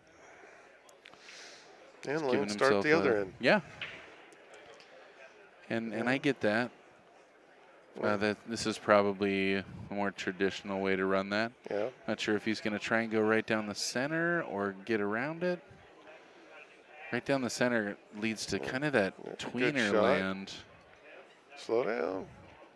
So I guess now you got 4 balls on the table and you're stuck with a tough shot. Yes. I mean, that's a lot of distance to travel. That's why I like coming around the backside. You just have more things that can go right. There you go. And again, that's crossing the line. I think he was trying to leave for the 12-10. Sure. And when you're coming across that line, you just have way less room to overstroke rails or work understroke. so well on this table that they just take off when you tap them. Kicks that ball, man, almost in the hole. He tried to jump it in. Yeah, he did. Got the old little Lynn shuffle there. Yep. Bounce. Bounce, come on. All right, almost makes that ball. Solids here, starting with a combo also. Yeah, avoid that side pocket this time. Yeah. That shouldn't be a problem, though. 4 to the 1. But Clusters it up, but here's a yeah. break ball again. He's got the 5 that definitely can. The 5's makeable out of that. So, yeah, it can push out apart. Just get out here a little bit off of there. And, all right, kick it back out. Wide That open works. spread. That worked really well. I like going 5-6 and then down table. I think a lot of people save the 5-6 for their key balls, but I would rather clear that out because it just gets touchy in that area, and then all of a sudden you're leaving yourself a hard shot on the 8 ball. So I like 5-6. Play them both in the side pockets or go Opposite side pockets, yeah. Okay. Looks like he might have tried to been playing it in the same side pocket like you were talking about. That's what I was. The other thought I had, but not quite hard enough for that shot. But. So it looks like he's going to go 5-7-2-6. Yep. Which is still a great shot. You got a lot that can go right in that little hole. Yeah, if he gets straight enough with that 6, he can just follow it up and play the 8 either in the side or down to the corner. Absolutely. And he should be able to do that. Just kind of stun it off this 2 ball and bring it up a little ways. And yeah. Just can't overroll that one. Yeah. Yeah. Don't want to land on top of it or up behind the 10, 12. It can happen real easy. Bob Red over there, I think, shooting the 8 ball. Nice. Oh, jumping the 8 go ball. in the air. Didn't even realize he was hooked. To tie. Down 7-8. This is 8 balls of 5. Oh, Bob Red barely missing that ball. Son of a gun. Yeah. That hurts. Yeah. Okay. All right. I don't know how he Came got up, on he that bumped side, the but 8. interesting. He came up and bumped the 8. So, Oh, misses that ball. Got a little out of control there. I wasn't expecting him to run. I figured he'd just roll it down a little bit and play the 8 back up to this corner. All right, 10 to the 9. Yeah. I think he'll try and make that 9 around the 14. I think so. Yeah. Come in. Oh. Double combo. There you go. Nice shot. I'm not sure he's going to like this. Well, you he's feel got a lot better with the pretty 6 easy ball. Safety here too. He could just roll into that 14 and stuff it right behind that 10 ball too. Yep. That'd be a pretty nice little safe, and he's got a soft shot. He really does. Great touch. He can just whiff one right off the little edge there. And what I don't like about that is that then the person can just kind of start making your balls. Yeah, and I think that's pretty. Of it, though. Yeah, if they think of it. Some of your lower, the lower Fargos and stuff don't think of some of that stuff. Yeah. And Like, that's what I he's don't doing, think of 14 it, off the 10. until I'm sitting up here talking with you more. It's like I never really thought Like, about playing it that way. It's like I've seen it done just a couple of times where somebody will intentionally pocket one, but I never really quite got the whole concept of it. There's something that happens, too, when somebody starts making your balls. It's a psychological shift, and it's kind of like trying to 3-foul someone. Right. And it confuses players. And why are you making my ball? You're just giving me ball in hand. And people are either like, they understand the strategy, but they don't like it, Right. and it's interesting. And I'm not saying I do it because people don't like it, but it definitely makes people think. And nobody shoots as strong when they're in the middle of confusion, It looks like he's going to try to use this to break that 8 out there. I like that shot. Yeah. Right up the rail. And wow, right around it. I know that move. Yep. Gosh darn it. Well, you're going to see another safety. Yep. So I was just thinking, just going to bump that 14. Oh, here our friends are back. Winners for first place will get a team entry, a free team entry for either 9-ball or 8-ball next year. The second place winners will Drew likes the uniglove. Yeah. I don't really know the unglove. Yeah. Oh, is that just the couple fingers? I think. I guess I don't even know what it is for sure. Oh, it looks like Bob Red taking that game down, tying it up at 8-8. Nice. Tried to miss it again. Good match.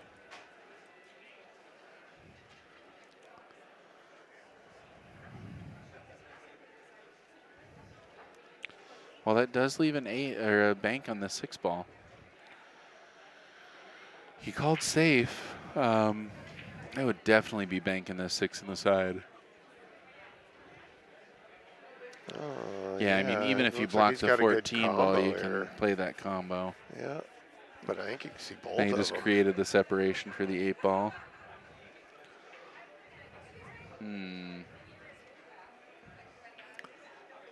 Yep.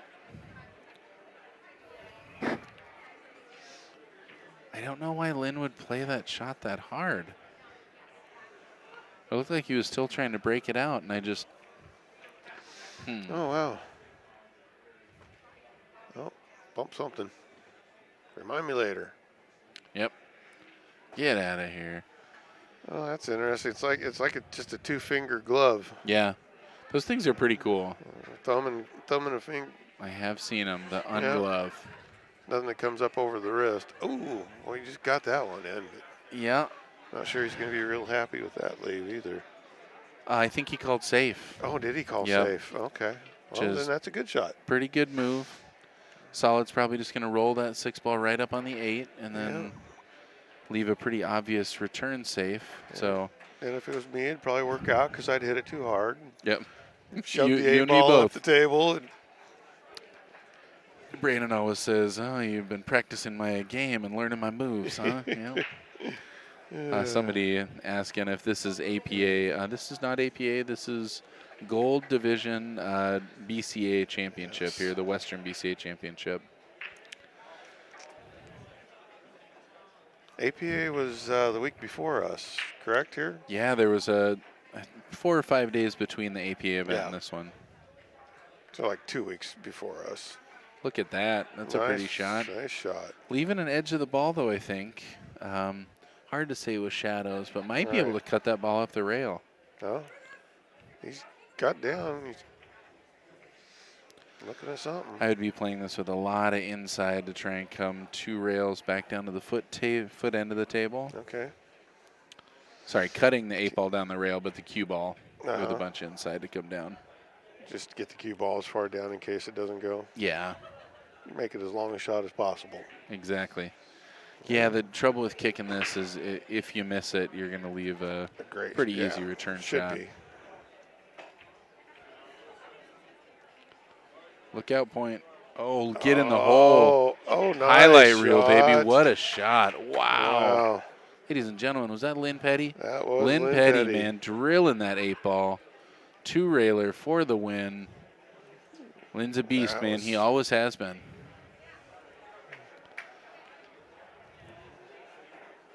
Yeah, that was a good, clean Yeah, shot. that's to Off take the lead rail. 9-8. Yes. Here, we'll see it on the big screen here. Let's see if anybody's watching. Boom. Woo! Boy, Yeah. Just right. That's Drilled some it. confidence. You got it, girl. You got it. She's just, that magic rack is going to be worthless after this. She's just crunching the magic rack, just like, oh my God, oh my God, oh my God. You got it. I know that feeling, though. There's a different kind of pressure when you're playing for people.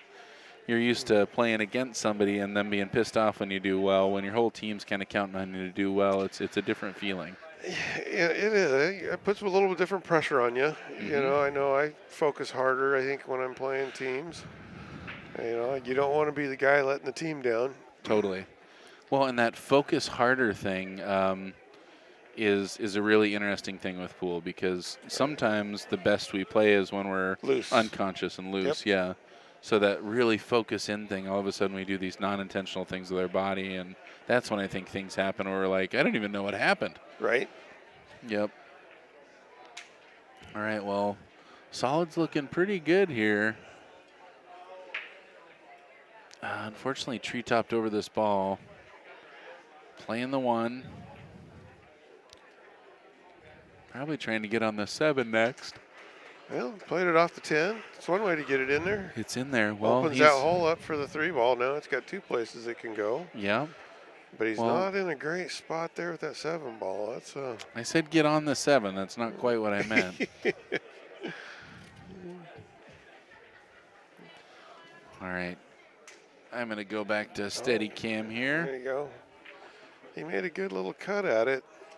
Yep, doesn't quite make it. Got it over to the pocket, though. That's so going to bring Lee back to the table.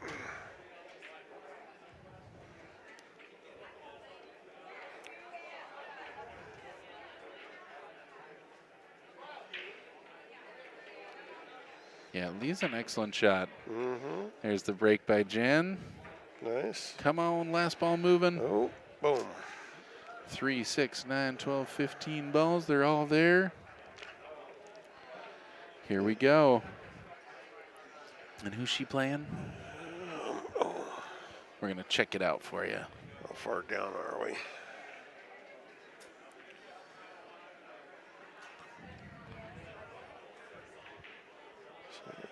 We played 17 games, so 5th frame.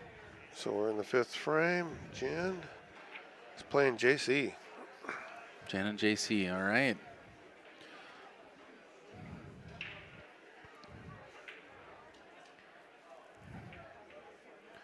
And Lee running balls over here. Lynn's on that anchor spot if they need him. It's a good place for him, man. Boy, that's a good one to have on your anchor, isn't it? Yes, it is. Yep, I've always had a lot of respect for Lynn Petty's game. Oh. I said I drew him in the tournament, and I was real lucky to get through him, and I knew it. He showed me a neat little trick one time too on how to, when you got one too real close where you think you're gonna double hit, he gets his tip and he gets it real close to the ball, and then you take your stroke hand, you drop your finger and slide it up to the edge of the pool table, and then you punch it and use your finger to stop it, and you can stop your cue. And it only just barely contacts the cue ball. Interesting. And you can get a good punch with it. It really was interesting. Huh. And he I'm showed gonna have that to have to you me show a me couple that. of years ago. It was like, wow. He said he's had refs argue about it and watch it, and they're like, wow, it was a good hit. Huh. That's really interesting. Yeah. Yep. It Tricks doesn't up work his if you're sleeve. too close to you, but if you're out just a little bit where you can at least grab, like about the middle of your stick, it works pretty good. You just drop that finger, boom. Interesting. And it's because it will just only give so much on your hand. Right. So you get your tip where it's about that, quarter of an inch away from the cue ball. That makes sense. And then the flex in your hand will let it just kind of roll over just enough to stop it as it hits that cue ball. I'll be damned. I like that.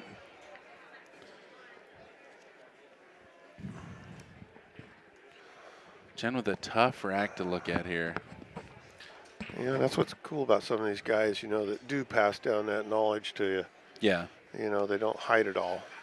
There's a couple kinds of good pool player out there. The kind that are pissed off about YouTube and the kind that are learning from YouTube. Right. And there's a lot of people who had to gamble their way into knowledge that are kind of pissed off about it.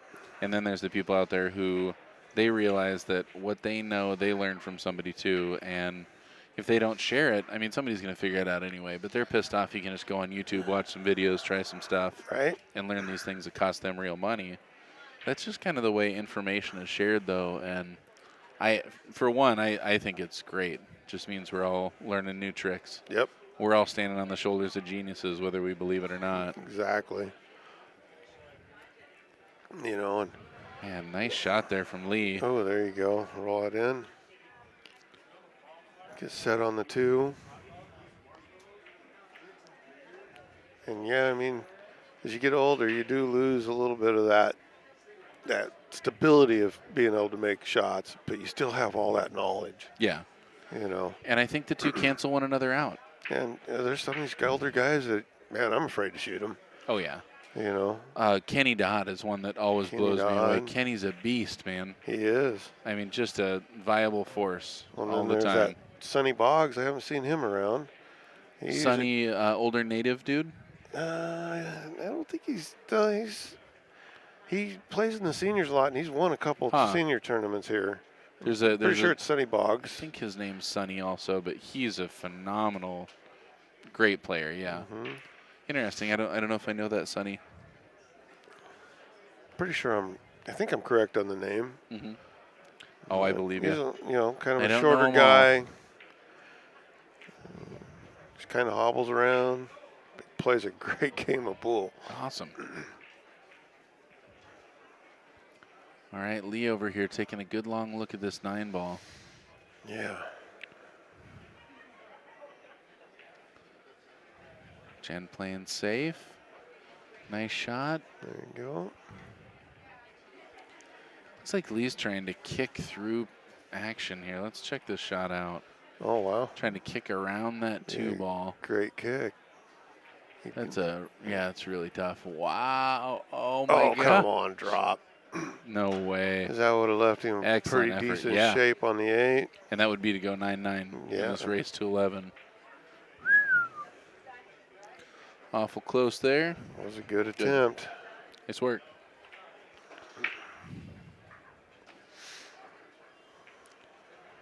Great hit. There you go. Good call by the referee there.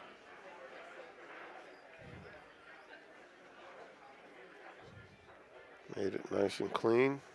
Yeah. Still got to deal with that 3 ball.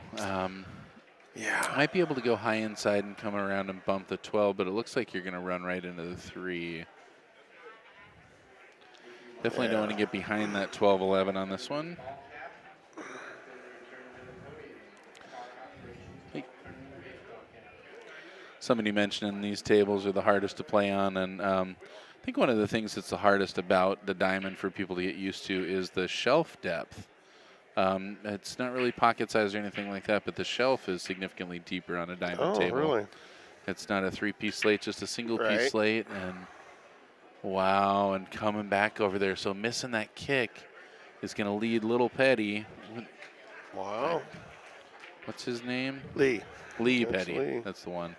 But leaves him a tough back cut here. Yes, it does. Let's see. Yeah, it looks like he looks at playing in the corner. Yes, he is. All right. We're going to go to that table. my Check it out God. for a minute. Oops. Oh, my gosh. Did it go? Thin. Overcut that ball. Too No thin. way. What an opportunity. That's going to tie it up here. It should 9-9. tie it up here. Yeah, good shape to Yep. put this one out. Holy cow. All right. Lee Dang. taking that one down. 9-9.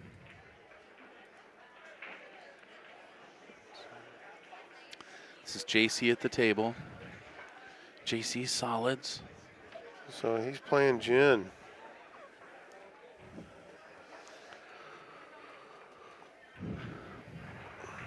Oh, he hit the 15 that's- first. Yes. He's going to get ball in hand. JC acknowledging that, pushing the ball over to Jen. But he rolled that 5 into a pretty good spot there. Yeah. You know, that 11 and 12 are kind of tied up. The 8 ball's there, so there's not really a great way to get to it other than shoot the 10 and draw over there and pop Yeah. it apart that way. I like that breakout. The only thing I don't, well, if that 12-5 is to make it, I like it even more. Yeah. I kind of like using the 15 to push the balls towards that pocket because there's less in the way. Okay. But Yeah, that would be a good but way it to go really through depends too. on how you contact that ball. Kind of split them. So Jen trying to go on the side here. Not sure if that's going to give her the best breakout opportunity or if she's looking at that. She might be looking at playing safe here in a minute. Right. Yep. Well, she she's calls playing it safe now.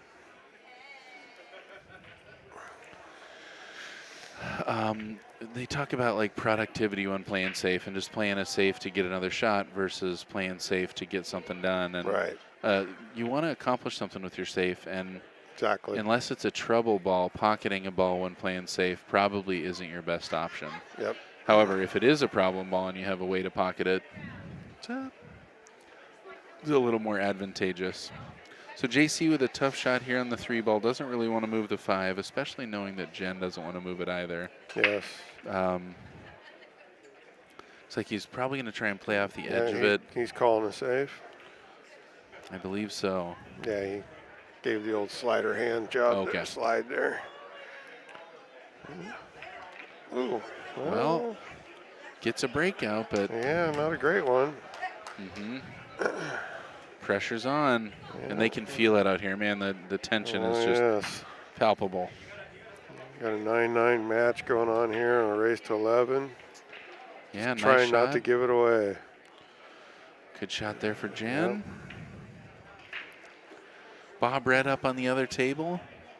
So does he go ahead and Try to get his 15 out of the way off of this. No, he's going to go to the rail first and come into it, looks like.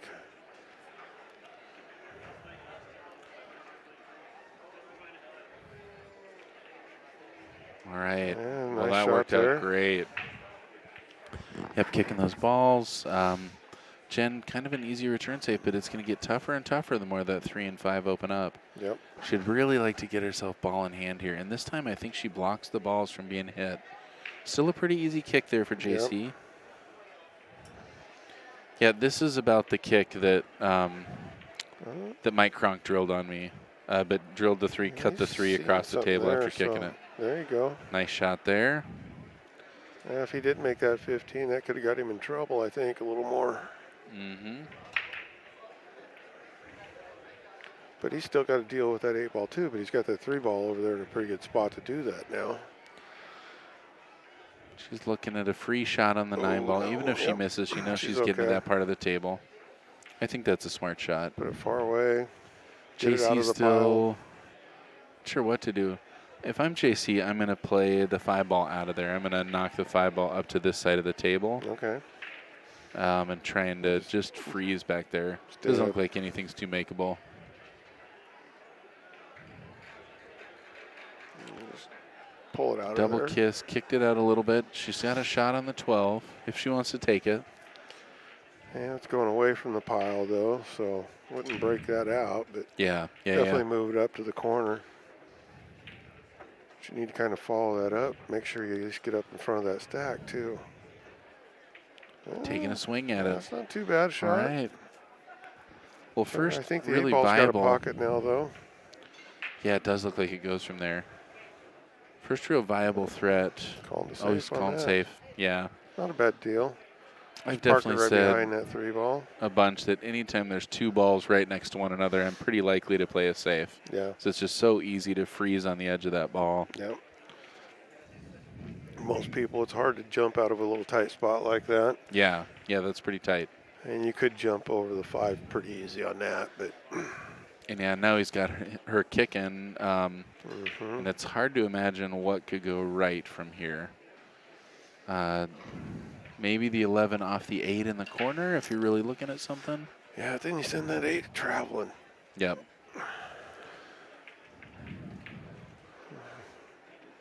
You can send it in front of your 9 ball, I guess. Get to a rail. It's got to go. Oh, no rail. But it's over there in front of that 9 ball now. Mm-hmm. Ball in hand for So- JC. Yep. Yeah, still got to find a way to get on that 8. Well, he's got a very thin little window. If he could just get the cue ball up by the side pocket over here, he could try cutting it down. Mm-hmm. But boy, that's a pretty thin. Yeah. Maybe. But he's yeah, gonna- shoot. I mean, you almost don't want to get on it or break it out before you know you're going to make these Right. balls. Tough. Exactly. And maybe that's what he was looking at there. He's going to bring cue ball back a little bit here and then go 2 rails and try to break that apart off that 3 ball. There you go. 8 ball does bank also. Yeah. Yeah, definitely bank it. Yeah, he's looking at that point. He wants to get right there with that cue ball. And that's, Yeah. Then bank it's it down hard to to the draw corner, to that perfect spot. especially when you're coming off a rail. Whew. Yes, indeed.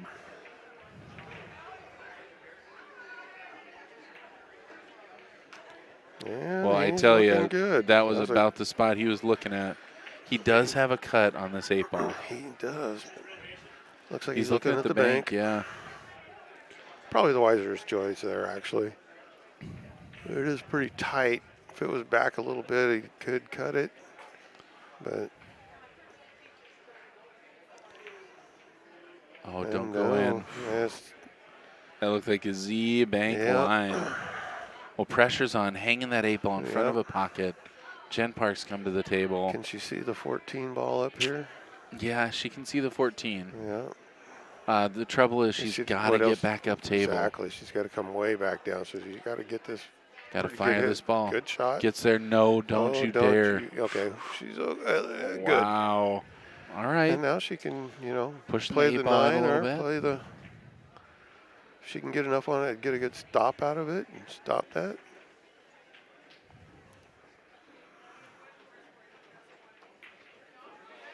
Yeah, What a there's shot. room to go in where that 8 ball is now. So Wow, this is a huge game for Jen. she's working it out. Mm-hmm. I kind of like cutting the 11 and not the 12.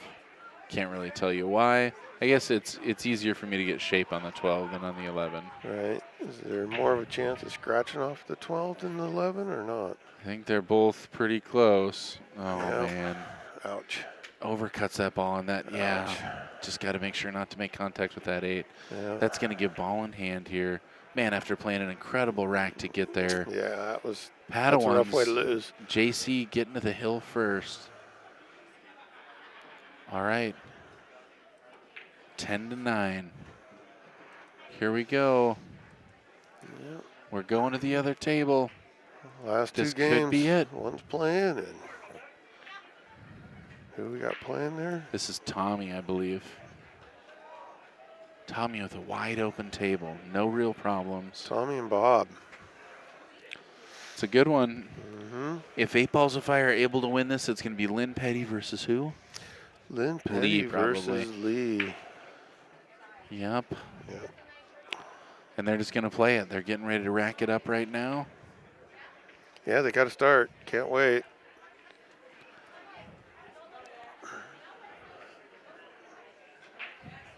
Lynn's breaking. No, Lee's breaking. No, Lynn is breaking. Yeah. Yeah, the brackets got messed up. I forgot Yep. about that. Sheets are. Large hoodie event sweatshirt. It's the last one in the house. If you get over to Savage Billiards, she will sell that to you. First come, first serve. It's like they want to create a stampede. Right? It's hilarious. Here we There's go. one hoodie left. And it could be yours if you can mow down more people to get here. Yeah. I did like those hoodies. They were cool. They are nice.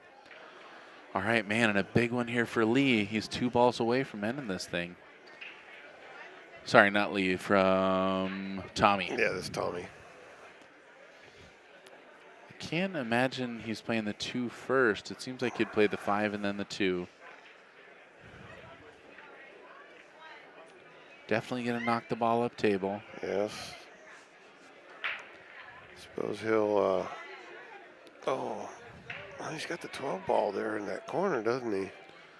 Yeah, I think the 2 passes the Does 2 go 12, past though. it? Okay, he's gonna. Looks like he's looking at the 5 ball now. Yeah. 5 ball, play the 2 next. I think he's just trying to make sure he knows where the 8 ball is going to go. Looks like it's Yeah. headed right at that foot rail. Tommy taking that one nice down. shot. Got to get this 2 ball by the 12. Yep. Definitely gives him a lot better angle than trying to cut that 2 up in there. Oh, yeah.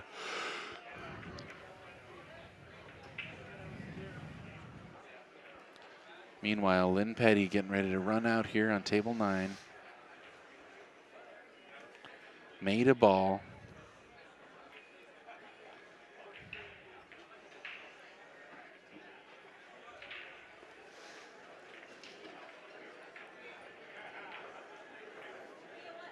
A nice shot.